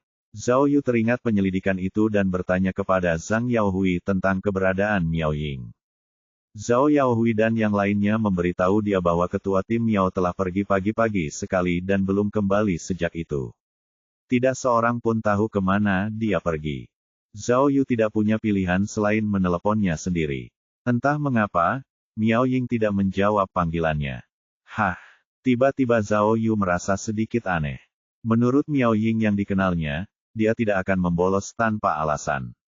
Apakah dia pergi mencari Zhao Qing? Itu akan buruk. Zhao Yu khawatir karena tidak peduli seberapa hebat Miao Ying bertarung. Zhao Qing adalah anggota SWAT profesional. Itu terlalu berbahaya. Zhao Yu masih berpikir ketika teleponnya berdering. Itu dari Lanbo, yang berkata, dia mendengar dari admin di gudang senjata bahwa ketua tim Miao telah mencoba mengajukan permohonan untuk mendapatkan senjata api pagi itu tetapi ditolak. Kepala Biro Tang yang baru memberi perintah bahwa ketua tim Miao masih dalam persediaan, jadi dia tidak bisa diberi senjata api. Pada akhirnya, Miao Ying tidak berhasil mendapatkan apapun. Bro, aku merasa seperti, Lanbo berbicara dengan lembut, apakah ketua tim Miao mengejar orang itu? Haruskah kita bersiap untuk mendukungnya? Aku harap tidak ada masalah. Bab 246. Entah mengapa, Miao Ying tidak mengangkat teleponnya. Dalam perjalanannya menuju pertemuan, Zhao Yu telah meneleponnya berkali-kali. Selain telepon resminya, Zhao Yu tahu Miao Ying punya telepon lain, tetapi bahkan ketika dia menelepon telepon itu, tidak ada yang mengangkatnya. Meskipun Li Bei ini telah menemukan posisi Miao Ying, Zhao Yu masih terburu-buru. Bagaimana jika sesuatu terjadi padanya? Menurut GPS, Miao Ying berada di jalan perbelanjaan tersibuk di distrik kota tua Qinsan. Hal yang paling membuat Zhao Yu khawatir adalah posisinya tidak berubah sama sekali. Bahkan dengan peta yang diperbesar sepenuhnya, dia hanya bisa melihat pusat perbelanjaan tempat Miao Ying berada, tetapi tidak tahu di lantai berapa dia berada, jadi dia hanya bisa mencarinya sendiri. Ah! Zhao Yu bergegas menghampiri sambil memarahi Miao Ying dalam hatinya, iblis perempuan itu pasti pergi sendiri. Bahkan tidak memberitahuku. Sungguh merepotkan. Kemana dia pergi? Apa yang dia lakukan? Mengapa dia tidak mengangkat teleponnya, dan tidak bergerak sama sekali? Kali ini Zhao Yu menyetir sendiri. Zhang Yaohui khawatir sesuatu yang besar akan terjadi dan telah pergi ke gudang senjata kantor polisi dan menyiapkan senjatanya, berencana untuk datang nanti sebagai bala bantuan. Zhao Yu melaju dengan kecepatan tinggi. Begitu melihat gedung itu, ia langsung memarkir mobilnya sembarangan di pinggir jalan dan bergegas masuk ke dalam gedung. Kali ini, ia semakin gelisah dan khawatir dengan setiap langkahnya. Miao Ying. Miao Ying, tolong jangan biarkan sesuatu terjadi padamu. Kaulah satu-satunya Miao Renfeng, tak seorang pun bisa mengalahkanmu. Kau pasti baik-baik saja, ia berdoa dalam hatinya. Sayangnya saat itu adalah akhir pekan, dan pusat perbelanjaan itu sangat ramai. Tindakan ceroboh Zhao Yu telah menjatuhkan beberapa orang, dan dengan cepat menarik perhatian polisi pusat perbelanjaan. "Hei, apa yang kau lakukan?" teriak polisi mal itu sambil berlari. Setelah beberapa saat, polisi itu akhirnya berbicara dengan polisi mal lainnya melalui walkie-talkie-nya dan menghalangi Zhao Yu di pintu lift. Zhao Yu segera menunjukkan lencana polisinya dan berteriak, "Polisi menangani kasus ini. Minggir!" Polisi mal mulai saling mengawasi. Tak seorang pun berani melawan lebih jauh. Zhao Yu segera bergegas masuk ke dalam lift. Namun sebelum dia sempat masuk, teleponnya tiba-tiba berdering. "Ah, pahlawan, tolong tinggalkan aku mimpi indah." "Ah!" Zhao Yu berhenti dan segera mengangkatnya. Namun, saat mengangkatnya, dia benar-benar tercengang. Dari casing ponsel, terdengar suara Miao Ying. "Halo, Zhao Yu, ada apa? Kamu meneleponku. Kok aku dapat uang sebanyak itu lewat WeChat? Ada apa? Kamu yang memberikannya padaku." Astaga, Yesus ceh, mendengar Miao Ying selamat, Zhao Yu tak kuasa menahan diri untuk tidak pingsan, dan mendengus tanpa henti. "Ah, kau mengumpatku." Miao Ying tiba-tiba menjadi gelisah. "Nona kecil, apa yang kau lakukan? Kenapa kau tidak mengangkatnya?" Zhao Yu agak frustrasi. "Apa kau tahu aku jadi gila mencarimu? Kupikir kau dibunuh. Keluarlah dari sini, kau benar-benar pandai bicara." Keluh Miao Ying. "Awalnya aku ingin mencari orang itu, tetapi aku tidak menemukan bukti apapun sepanjang hari, jadi aku pergi ke Annie Hall untuk melakukan perawatan wajah. Aku baru saja selesai, jadi aku tidak bisa melanjutkan. Astaga, aku sangat khawatir, tahukah kau?" Zhao Yu mengeluh, jantungnya masih berdebar kencang. Kupikir, benar, cepat panggil Zhang Yaohui dan yang lainnya. Kalau tidak, mereka akan datang ke sini nanti dengan senjata menyala-nyala." "Tidak mungkin." Miao Ying cukup terkejut. "Zhao Yu, sejak kapan kamu begitu peduli padaku? Sejak kapan aku tidak melakukannya? Kita kan sudah berciuman, bukankah seharusnya aku yang bertanggung jawab padamu?" Zhao Yu langsung membalas dengan nada mesum. Apa kau ingin dipukuli lagi?"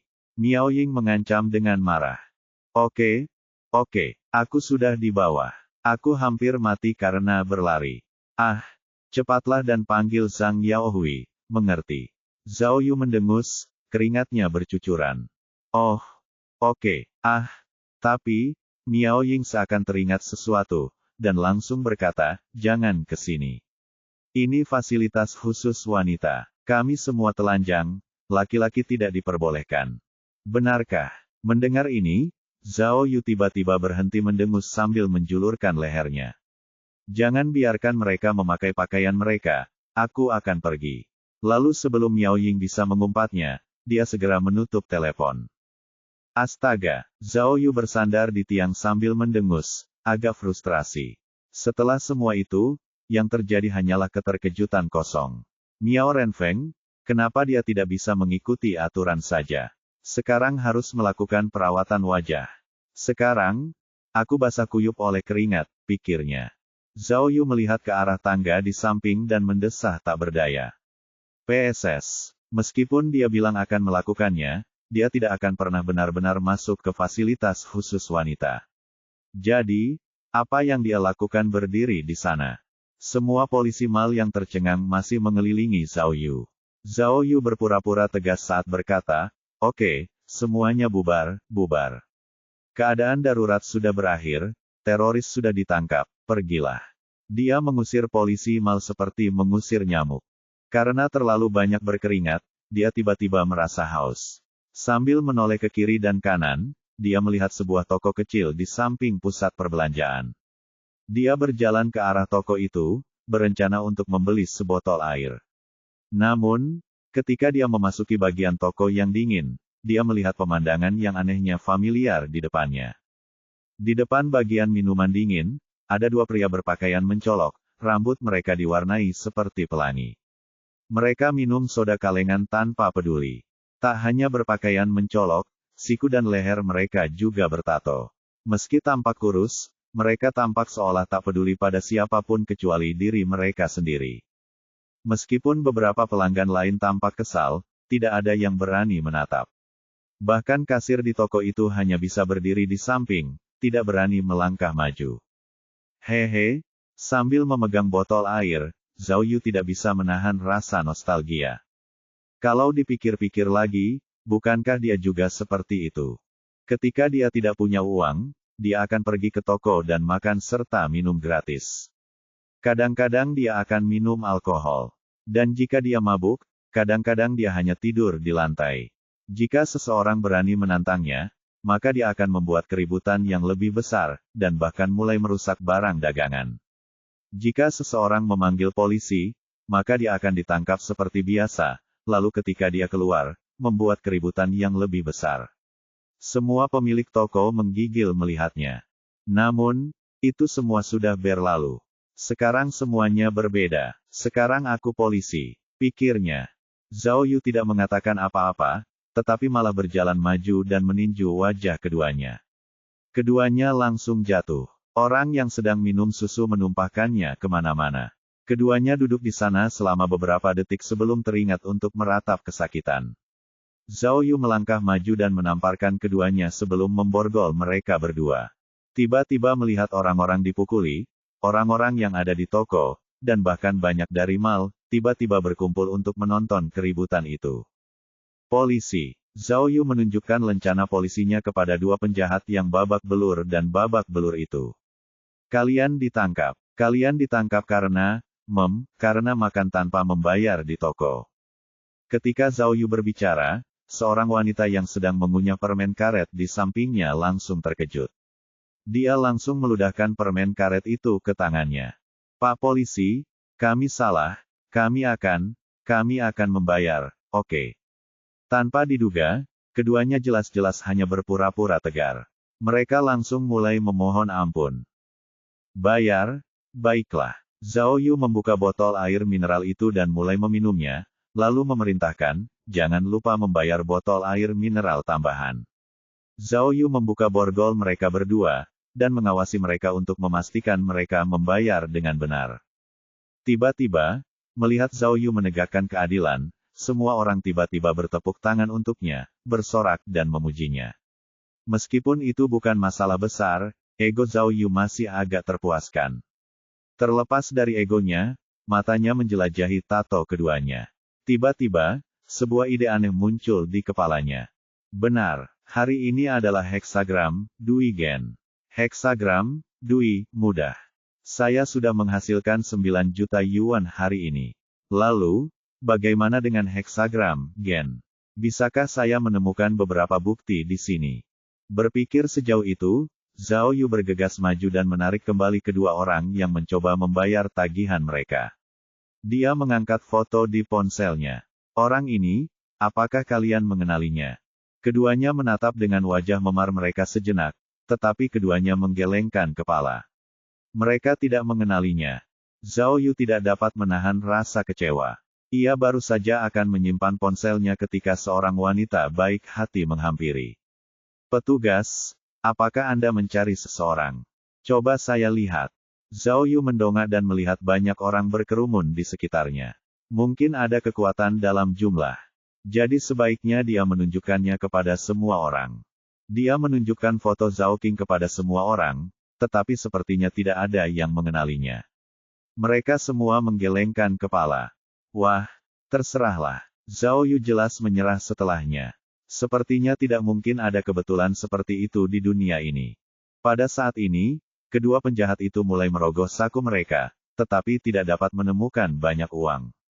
Zhao Yu melihat ini dan tidak dapat menahan diri untuk tidak mendesah.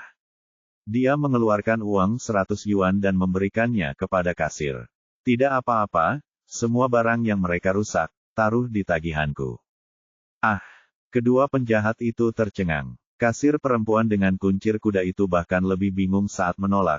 Tidak perlu, tidak perlu. Tidak seburuk itu, tidak perlu membayar. Bagaimana mungkin aku tidak membayar?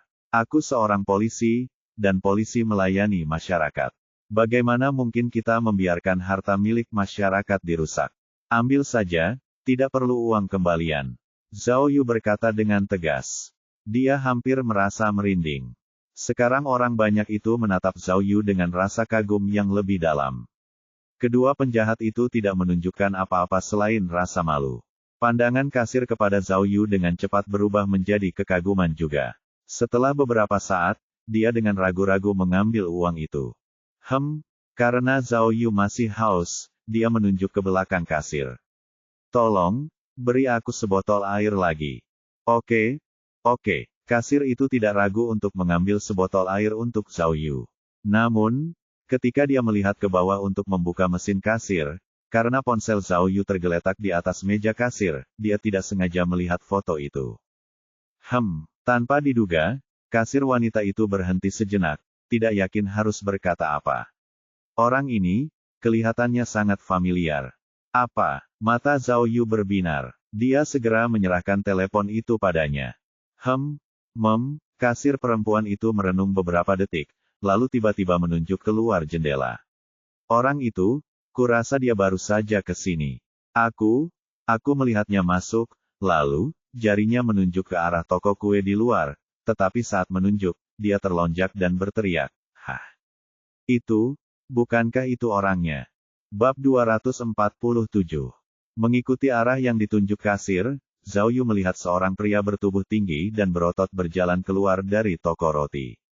Ia mengenakan topi dan memakainya sangat rendah.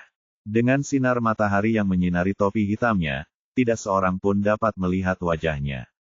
Zhao Yu tercengang, tetapi dia pikir tubuh orang itu sangat mirip dengan pria yang menculik Hou Meng dalam video. Mungkinkah orang ini adalah Zhao Qing?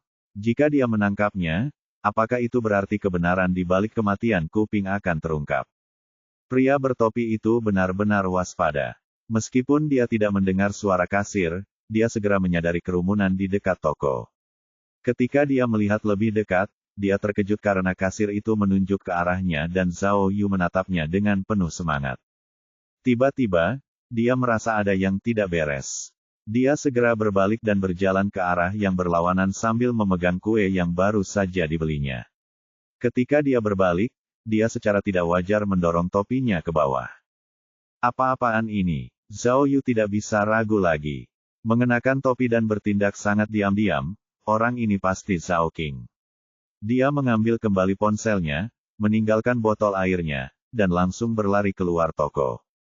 Awalnya, Zhao Qing berjalan dengan mantap, tetapi ia mempercepat langkahnya saat berbalik dan melihat Zhao Yu membuntutinya. Ia perlahan mulai berlari kecil. Zhao Yu mempercepat langkahnya untuk mengejarnya.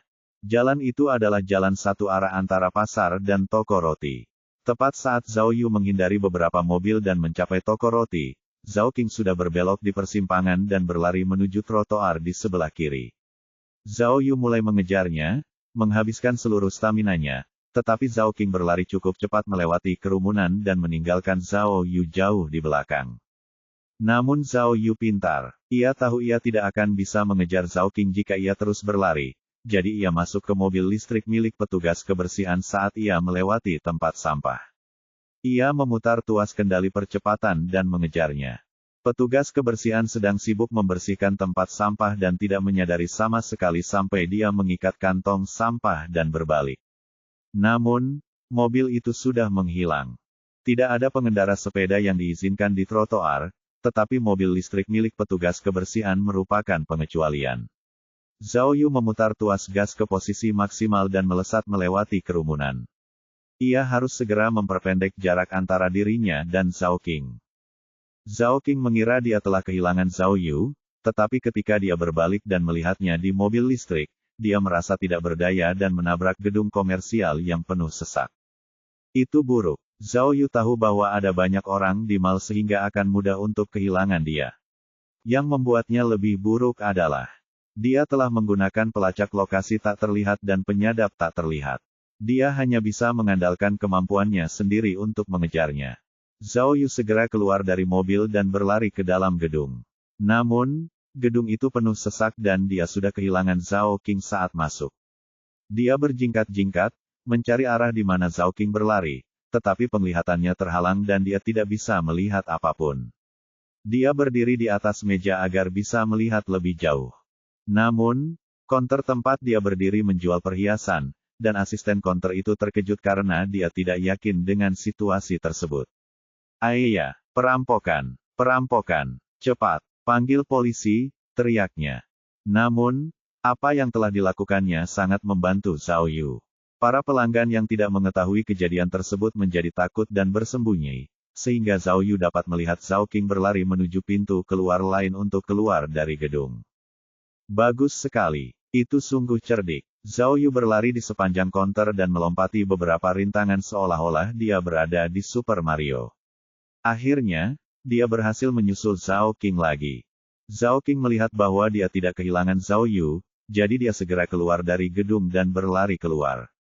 Ada sebuah plaza di seberang gedung. Zhao King tidak banyak berpikir dan langsung berlari ke arahnya.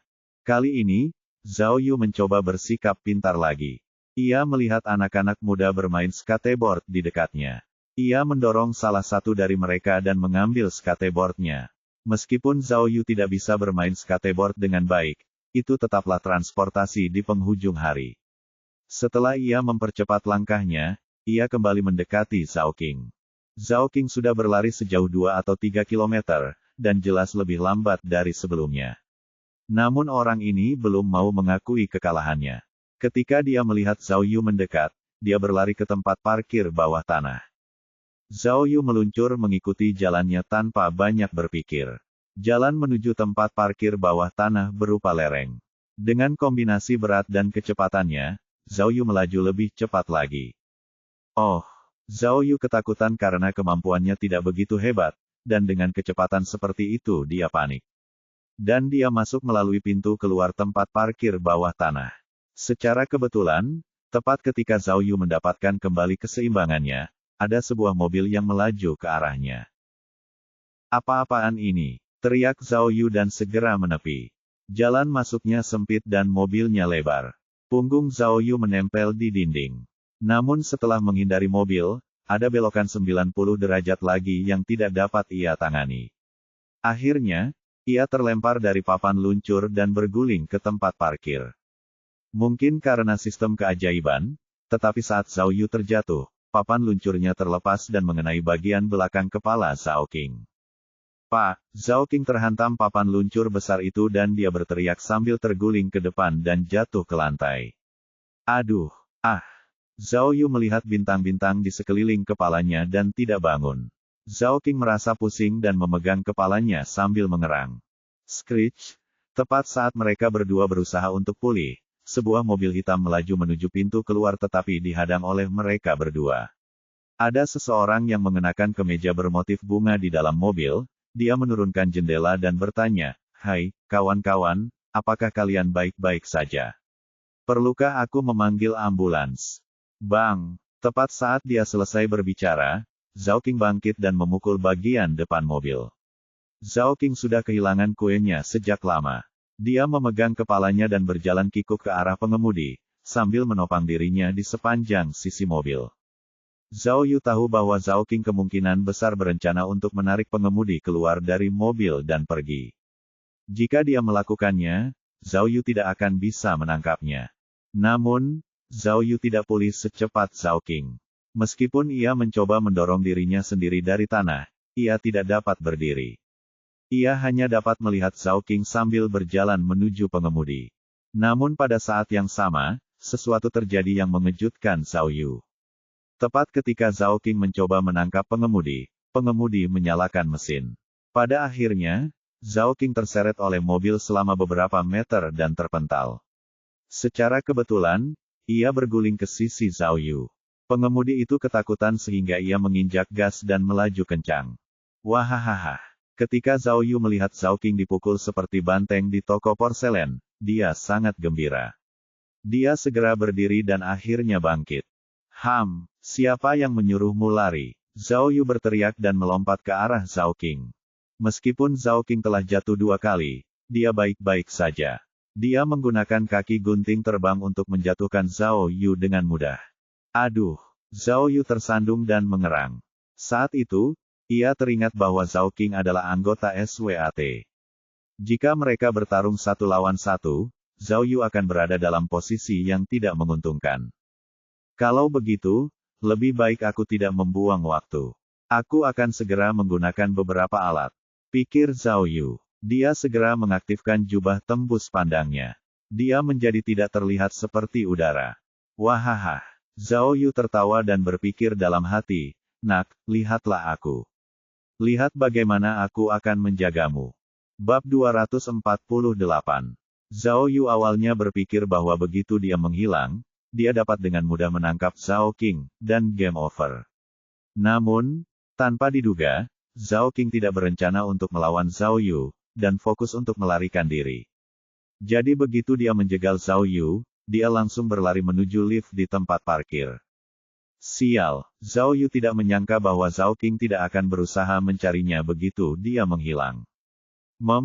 Tunggu, ini kedengarannya salah.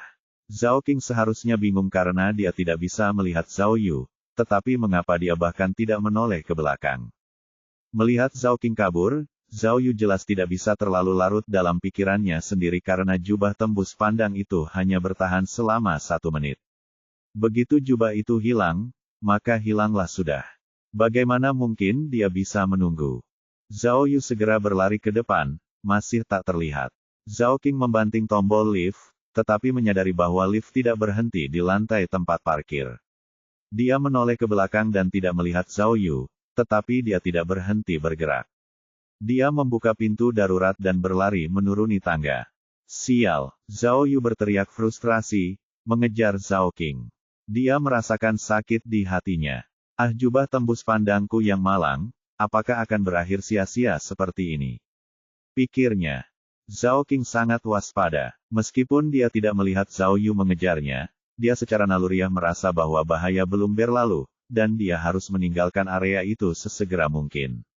Dia mengikuti tangga dan dengan cepat naik 2 lantai, mendorong pintu ke lantai dasar. Tanpa diduga, ini adalah lobi gedung perusahaan, dan penuh dengan orang. Zhao King cukup licik. Ia mengira jika ia terus berjalan di sepanjang gedung, ia mungkin akan bertemu dengan orang gila yang mengejarnya lagi. Akan lebih baik jika ia menentang logika biasa dan naik ke atas saja. Berpikir sejauh itu, Zhao King segera berlari menuju eskalator, melewati anak tangga sambil berlari. Saat ini, dia sudah benar-benar kehabisan napas, memegang sisi eskalator, terengah-engah. Zhao Yu berada tepat di belakangnya, hanya berjarak 10 meter darinya. Melihat Zhao King di eskalator, ia segera mengikutinya. Namun, begitu Zhao Yu naik eskalator, efek jubah tembus pandangnya habis, dan ia tiba-tiba muncul di eskalator. Itu benar-benar pengalaman yang mengerikan. Zhao King masih berusaha mengatur napasnya. Ketika dia tidak melihat jejak Zhao Yu, dia akhirnya rileks dan menyeka keringatnya. Tetapi ketika dia berbalik, dia tiba-tiba melihat Zhao Yu tepat di belakangnya, hampir seperti sulap. Gila! Zhao King terkejut dan hampir pingsan di eskalator. Dia sama sekali tidak mengerti. Dari mana datangnya Zhao Yu? Zhao Yu telah menyia-nyiakan jubah tembus pandang yang masih berfungsi dengan baik dan menjadi sangat marah. Dia dengan cepat menerobos kerumunan, bergegas menaiki eskalator. Zhao King terkejut dan segera berdiri lagi dan bergegas menaiki lift.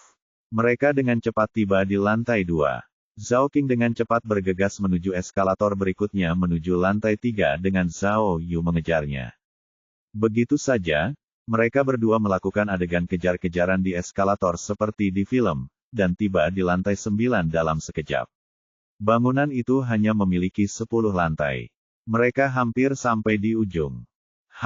Zhao Yu menggertakkan giginya karena kelelahan, berpikir dalam hati, "Nak, kita hampir sampai di puncak, kemana kamu akan pergi sekarang?" Zhao King tetap pergi ke lantai 10, dan Zhao Yu mengikutinya. Namun, Zhao King telah menipunya. Di tengah jalan menuju lantai berikutnya, Zhao King tiba-tiba melompat ke eskalator yang sedang turun. Gila, Zhao Yu menyandarkan dirinya di pagar dan tiba-tiba berhadapan langsung dengan Zhao King. Pada saat itu, semua amarah Zhao Yu meledak.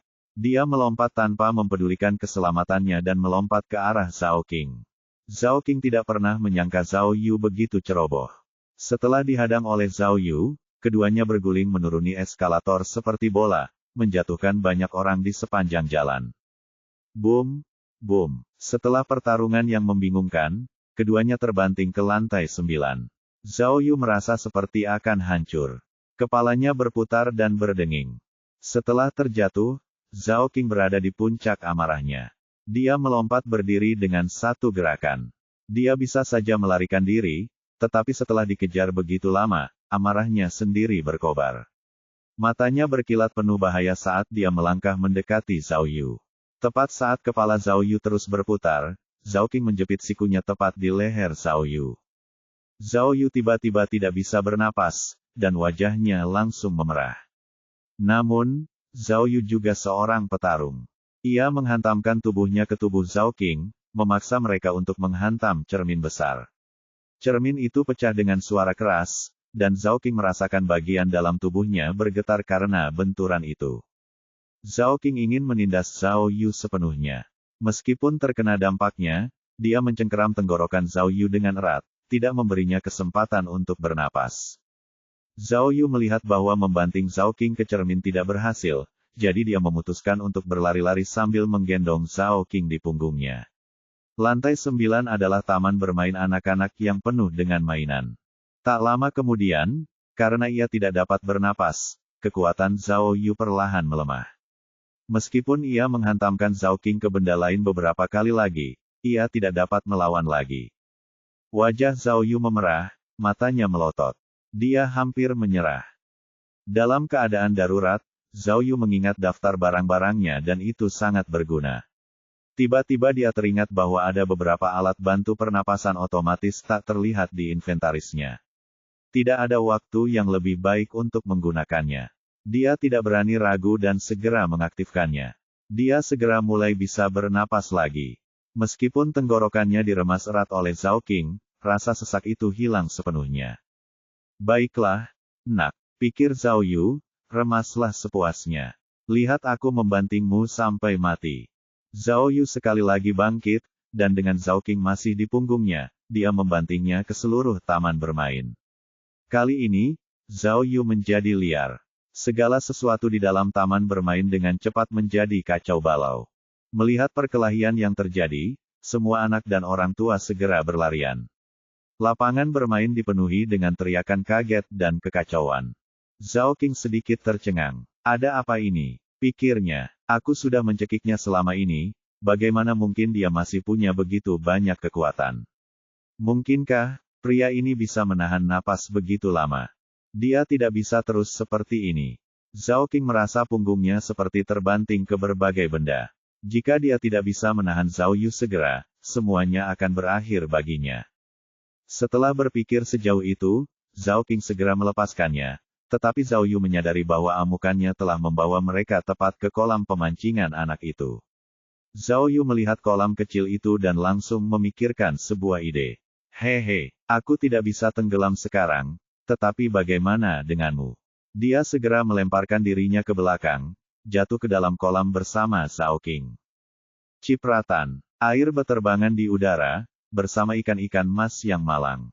Zhao King terjepit di bawah tubuh Zhao Yu, wajahnya sepenuhnya terendam air. Dia hanya bisa melepaskan diri dan mencoba untuk muncul kembali. Namun Zhao Yu mengambil kesempatan ini dan segera berbalik dan mulai mengayunkan tinjunya.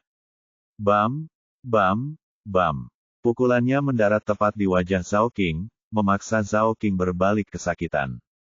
Zhao Yu memanfaatkan kesempatan ini dan menunggangi Zhao King, ingin menahannya di dalam air, tidak membiarkannya bernapas. Namun Zhao Yu masih meremehkan kekuatan agen khusus. Bahkan dalam situasi genting seperti itu, Zhao King tidak panik. Meskipun dia menerima beberapa pukulan, dia tiba-tiba menyelam lebih dalam ke dalam kolam melalui kaki Zhao Yu, lalu muncul dari belakang Zhao Yu.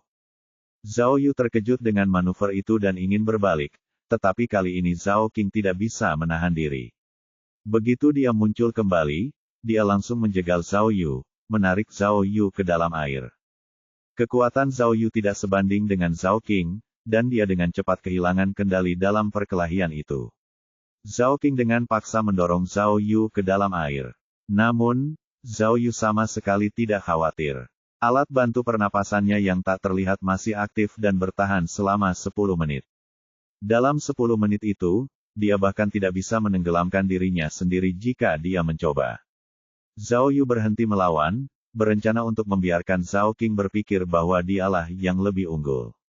Dia memutuskan untuk menggunakan waktu ini untuk beristirahat, dan begitu Zhao King lelah menahannya di dalam air, Zhao Yu dapat menggunakan kekuatan yang telah dia simpan dan membalikkan keadaan. Awalnya, Zhao Yu sudah merencanakan semuanya. Namun, tiba-tiba terjadi kesalahan lagi. Zhao Yu sedang menunggu kesempatan untuk membalas, tetapi tiba-tiba merasakan beban di tubuhnya berkurang, dan menyadari bahwa Zhao King tidak lagi berada di atasnya. Astaga, apakah orang ini berencana melarikan diri lagi? Pikir Zhao Yu. Dia duduk, tetapi begitu dia menyeka air di wajahnya dan meludahkan ikan mas di mulutnya, dia terkejut melihat bahwa Zhao King sedang bertarung dengan orang lain.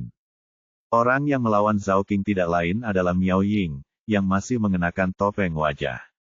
Bab 249. Ada banyak sekali kemungkinan terjadinya kebetulan, tetapi apa yang dialami Zhao Yu adalah yang paling aneh. Mungkin saja, sistem keajaibanlah yang membuat cerita berkembang seperti ini, yang memungkinkan Miao Ying muncul dengan canggung di saat yang krusial. Miao Ying telah melakukan perawatan wajah di fasilitas khusus wanita, tetapi dia mendengar Zhao Yu berkata bahwa dia ingin datang, dan dia bahkan menyuruhnya untuk tidak membiarkan wanita lain mengenakan pakaian mereka. Sebenarnya, orang yang tidak mengenakan pakaian apapun adalah Miao Ying sendiri. Dia sedang menjalani perawatan pembentukan tubuh kelas atas, jadi dia tidak bisa mengenakan pakaian apapun. Zhao Yu hanya bercanda, tetapi Miao Ying tidak yakin seberapa biadabnya Zhao Yu sebenarnya. Jadi, dia segera menyalakan alat pelacak lokasi untuk memeriksa lokasi Zhao Yu, hanya untuk melihat apakah Zhao Yu benar-benar akan pergi ke spa atau tidak. Jika Zhao Yu bergegas ke fasilitas itu dengan berpura-pura sedang melakukan urusan polisi, konsekuensinya tidak akan terbayangkan. Awalnya, Miao Ying merasa lega saat melihat Zhao Yu tidak naik ke atas. Namun, setelah beberapa saat, ia melihat Zhao Yu berlari seperti sapi gila, lalu berlari di jalanan. Namun, yang paling menarik, ia berlari memutar dan kembali ke gedung tempat Miao Ying berada. Selain itu, ia berlari ke atas dengan sangat cepat dan menuju fasilitas khusus wanita tempat Miao Ying berada.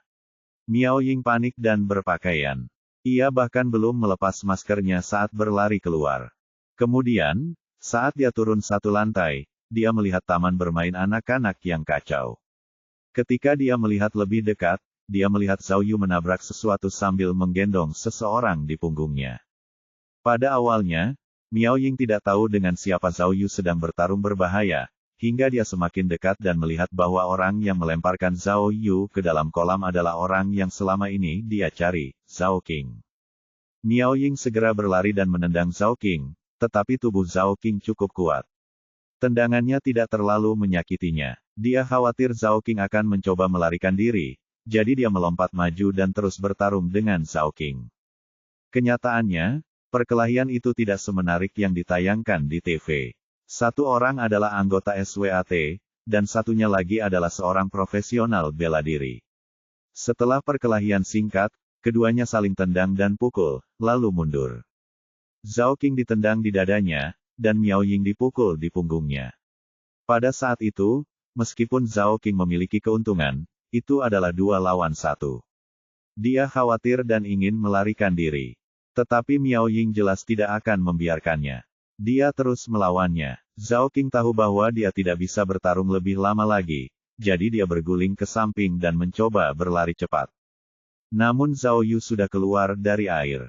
Ia berjongkok dan melancarkan pukulan ke wajah Zhao King. Namun Zhao King memiliki refleks yang hebat. Ia mendorong pergelangan tangan Zhao Yu dengan sikunya, lalu meninju wajah Zhao Yu. Hidung Zhao Yu mulai berdarah dan dia sangat marah. Dia berteriak dan mulai memukul tanpa kendali. Zhao King ingin melawan tetapi Miao Ying tiba-tiba menendang dan dia harus membela diri. Pukulan-pukulan Zhao Yu yang tidak teratur disertai dengan tendangan terbang Miao Ying yang terus-menerus, yang satu intens dan yang lainnya tepat. Meskipun Zhao Qing adalah anggota SWAT, diserang oleh dua orang angku itu, dia dipukuli, lalu jatuh ke belakang dan mengerang dengan menyedihkan. Zhao Yu melompat maju tetapi Zhao Qing dengan cepat menghindar sementara Miao Ying mendaratkan tendangan di dada Zhao Qing. Dia terlempar seperti terlempar dari pesawat, lalu menghantam pegangan tangga di samping eskalator. Meskipun terluka parah, Zhao Qing segera bangkit dan berlari menuju eskalator, berniat untuk melarikan diri. Zhao Yu terkejut dan mengejarnya. Zhao Qing melihat banyak polisi datang sambil membawa tongkat saat ia melihat ke bawah eskalator. Ia berbalik dan ingin lari ke arah lain, tetapi ia melihat petugas keamanan juga berlari ke arahnya. Ia merasa putus asa dan melompati pagar, melompat turun tanpa ragu-ragu. Pada saat yang sama, Zhao Yu berada tepat di belakang Zhao Qing. Ketika dia melihat Zhao Qing melompati pagar, dia mengira ada panggung di bawahnya, jadi dia mengikutinya. Tepat saat dia melompati pagar, dia menyadari tidak ada apapun selain halaman gedung. Zhao Qing pasti melompat untuk bunuh diri. Tepat saat Zhao Yu mengerti, tubuhnya telah melewati pagar pembatas dan terjatuh dengan cepat. Dia ketakutan dan mengangkat tangannya untuk meraih pagar pembatas. Namun, alih-alih pagar pembatas, dia malah meraih lengan yang hangat dan kuat. Zhao Yu, teriak Miao Ying dan mencengkeram Zhao Yu dengan erat. Lebih dari separuh tubuhnya berada di atas pagar, dan dia hampir jatuh bersamanya. Terdengar teriakan dari bawah. Zhao Yu menunduk dan melihat Zhao Qing sudah tak bernyawa di lantai lobi lantai pertama. Tiba-tiba, ekspresinya menjadi kosong. Dia tidak mengerti mengapa Zhao Qing melompat begitu saja. Bajingan ini, tidak mungkin dicuci otaknya, kan? Pikirnya. Zhao Yu, teriak Miao Ying dan Zhao Yu tersadar dari keterkejutannya. Dia mengulurkan tangannya yang lain dan akhirnya menariknya ke atas. Zhao Yu meraih pagar dan memanjat. Dia akhirnya terbebas dari bahaya. Tiba-tiba, banyak sekali polisi dan petugas keamanan muncul di hadapan mereka. Mereka tidak tahu latar belakang mereka sehingga mereka segera mengepung Zhao Yu dan Miao Ying dan memperingatkan mereka untuk tidak bergerak. Zhao Yu tidak punya waktu untuk orang-orang ini. Wajahnya pucat dan dia terengah-engah sambil memeluk Miao Ying erat-erat. Dia tidak yakin apakah dia benar-benar trauma atau hanya memanfaatkannya untuk berbaring di bahu Miao Ying. Dia tampak menikmatinya dan ada bau harum yang keluar dari tubuh Miao Ying.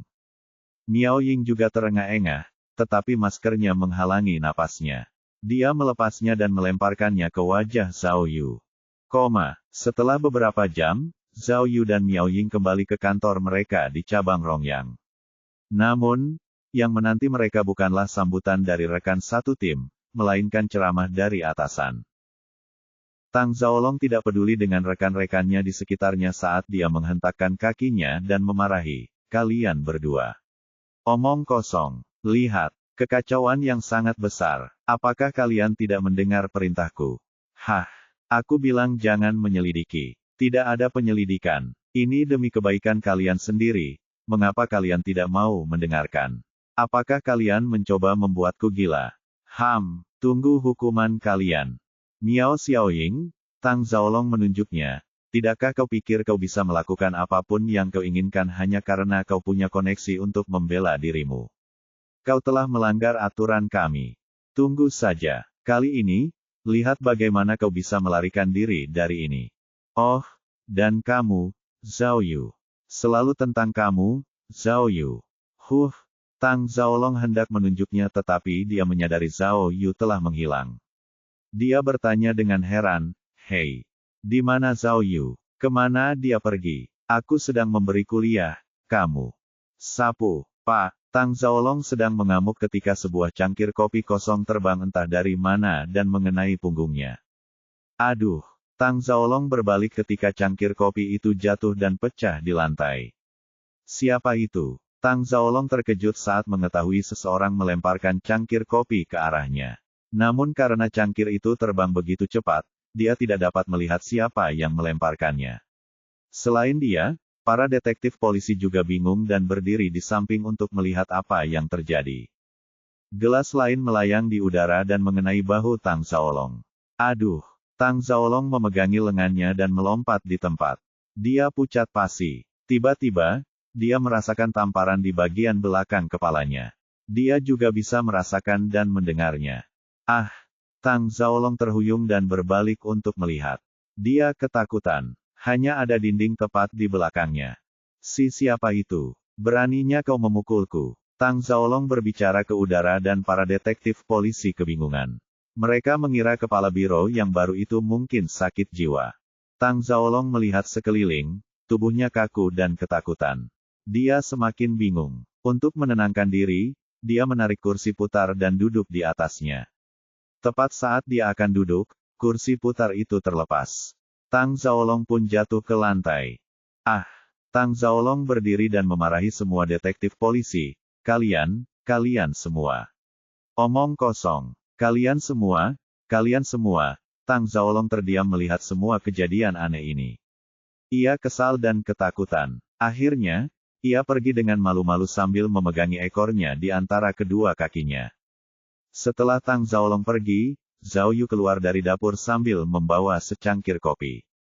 Dia berpura-pura bertanya, di mana kepala biro? Dia menyelesaikan kuliahnya begitu cepat. Semua orang menoleh ke arah Zhao Yu dan merasa takut. Mereka tidak mengerti apa yang telah terjadi sebelumnya. Namun, apa lagi yang mungkin terjadi? Zhao Yu jelas telah menggunakan jubah tembus pandang lainnya. Zhao Yu, Miao Ying merasakan sesuatu dan bertanya dengan curiga, cepat. Apakah itu kamu?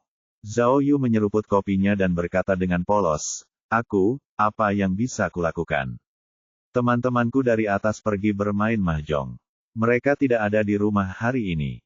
Zhao Yu baru saja selesai berpura-pura ketika sekelompok orang bergegas masuk ke kantor, dipimpin oleh seseorang yang berteriak, Zhao Yu. Zhao Yu. Di mana Zhao Yu? Zhao Yu melihat dan menyadari bahwa itu adalah orang yang tidak menjawab panggilannya, Kepala Biro Liao Jingxiang. Bab 250. Pukul 7 malam. Kantor Wakil Kepala Biro Cabang Rongyang. Kantor ini milik Kepala Biro Luan Xiaoxiao, tetapi Luan Xiaoxiao tidak ada di sana saat itu. Ruangan itu hanya dihuni 3 orang, Liao Jingxian, Zhao Yu, dan Miao Ying.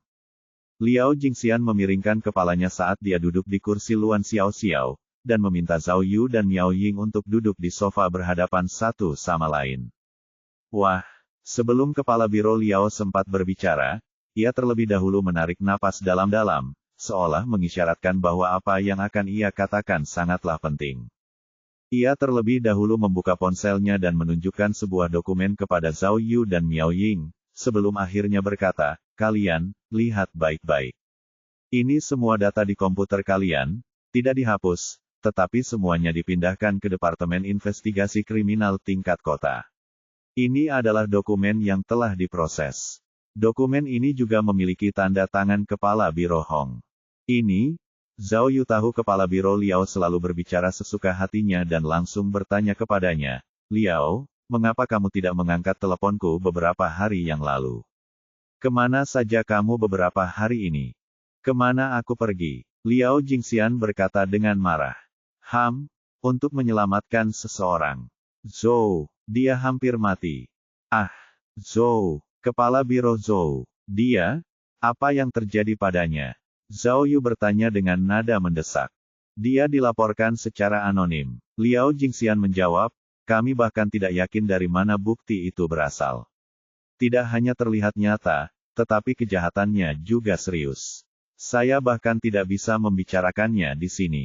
Lagi pula, Zhou mungkin tidak akan kembali bekerja untuk sementara waktu. Separah itu? Lalu, sekarang apa? Penyelidikannya kurang lebih sudah selesai sekarang. Kepala Biro Liao mendesah. Meskipun aku bisa membantunya, karir politik Zhou sudah hampir berakhir. Sebenarnya, mari kita bicarakan tentang Tang terlebih dahulu. Begitu Kepala Biro Zhou punya masalah, Tang Zaolong langsung ditunjuk. Ini bukan rekayasa para petinggi atau konspirasi besar, ini adalah mekanisme darurat yang dibuat oleh sistem kepolisian Qinsan, mengerti? Kurasa kalian tidak akan mengerti, karena aku baru mulai memahaminya. Mendengar ini, Miao Ying menatap Zhao Yu dengan bingung. Ia berpikir dalam hati, mengapa semua petinggi begitu banyak bicara? Namun Zhao Yu sudah terbiasa dengan sikap aneh Liao Jingxian dan langsung berteriak, jangan buang-buang waktu. Bicaralah. Kejahatan Zhou yang dilaporkan sangat parah.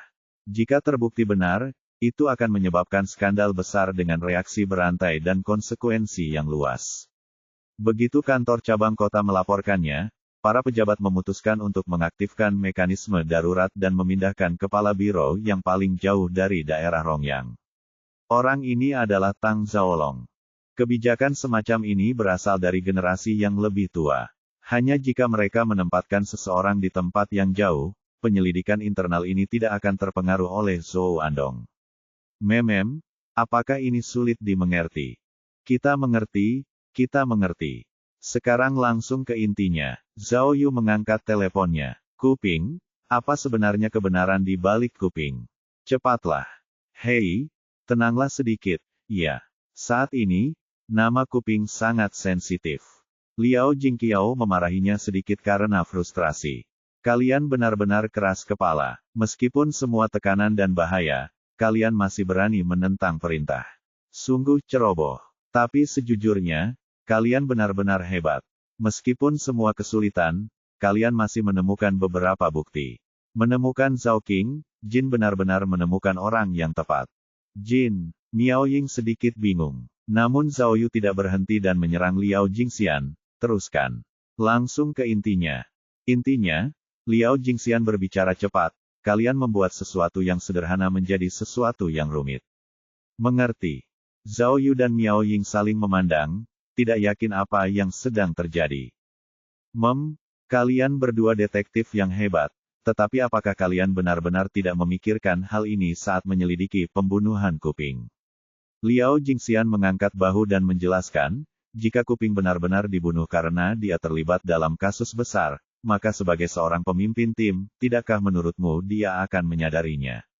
Apakah dia benar-benar tahu apa yang akan dia hadapi?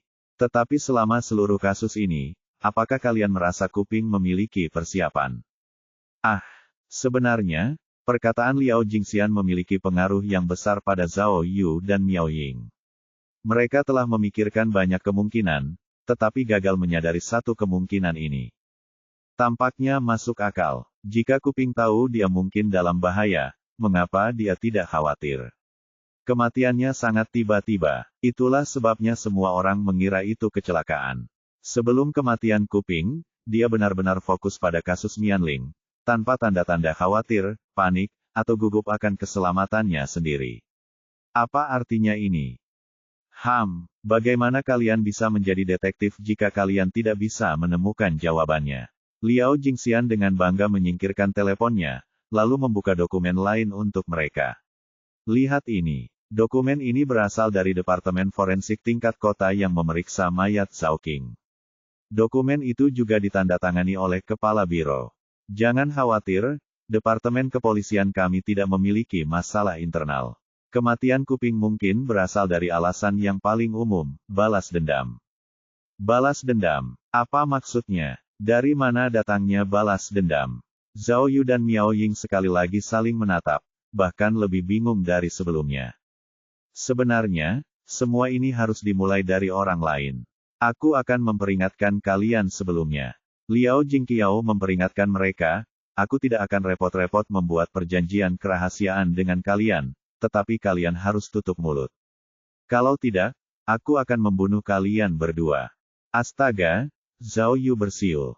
Dahi Miao Ying berkerut. Kepala biro macam apa yang mengancam bawahannya?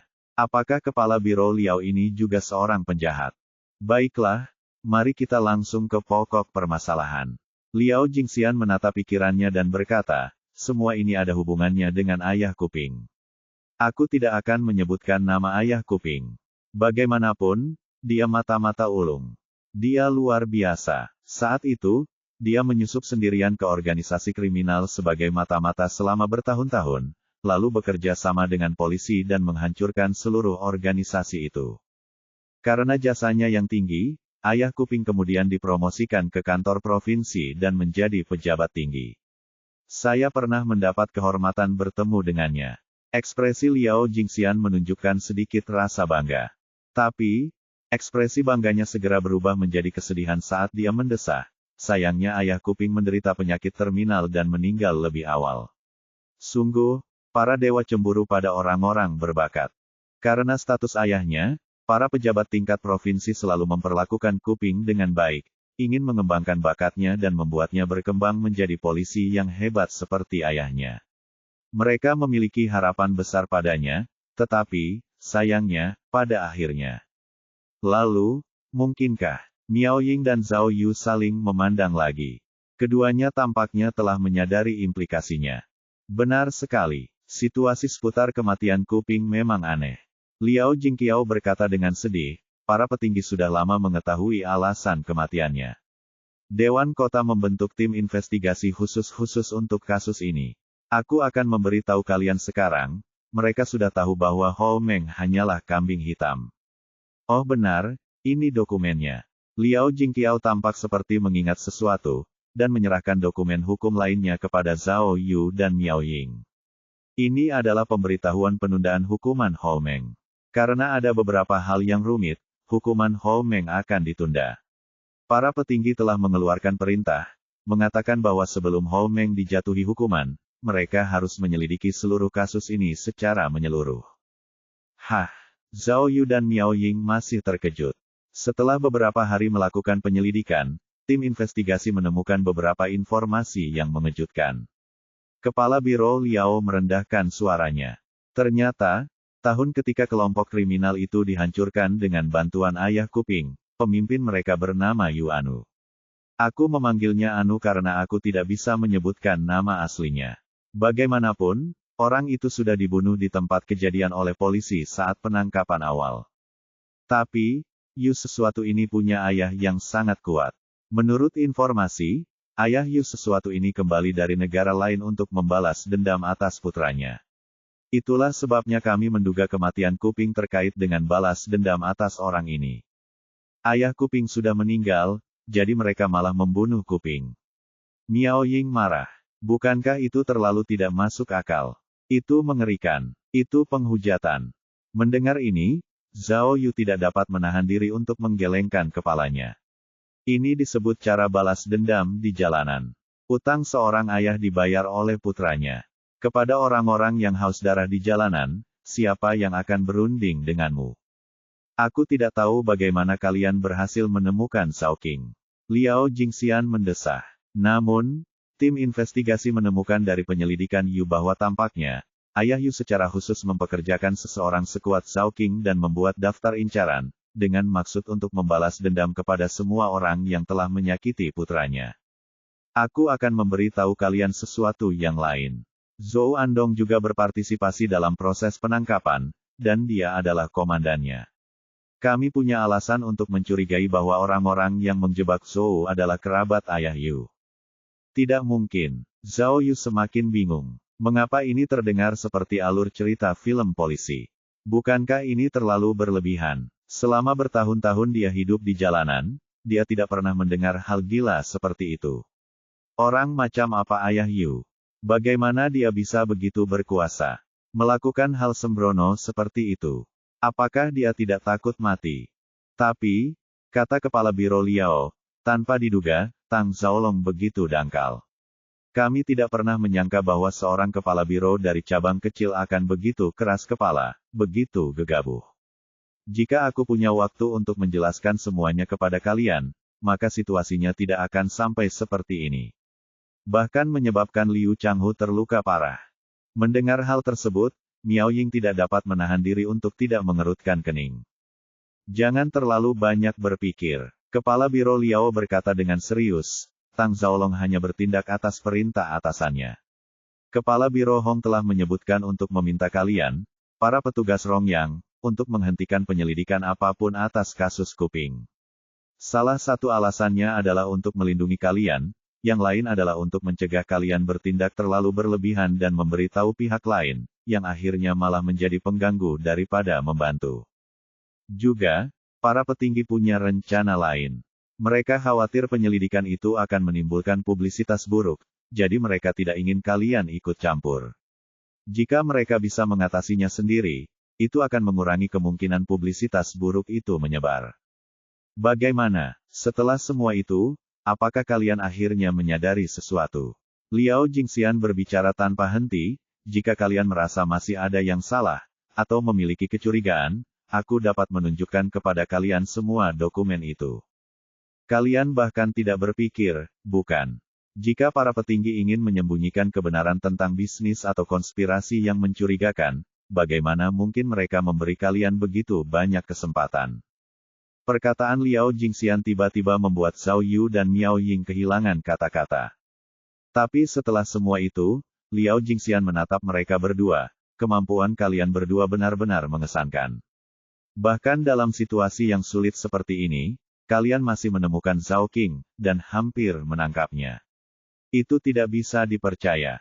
Jika kalian tertarik untuk bergabung dengan tim investigasi tingkat kota, aku bisa menulis surat lamaran untuk kalian, dan meminta kalian pergi ke kantor kota dan melakukan investigasi bersama.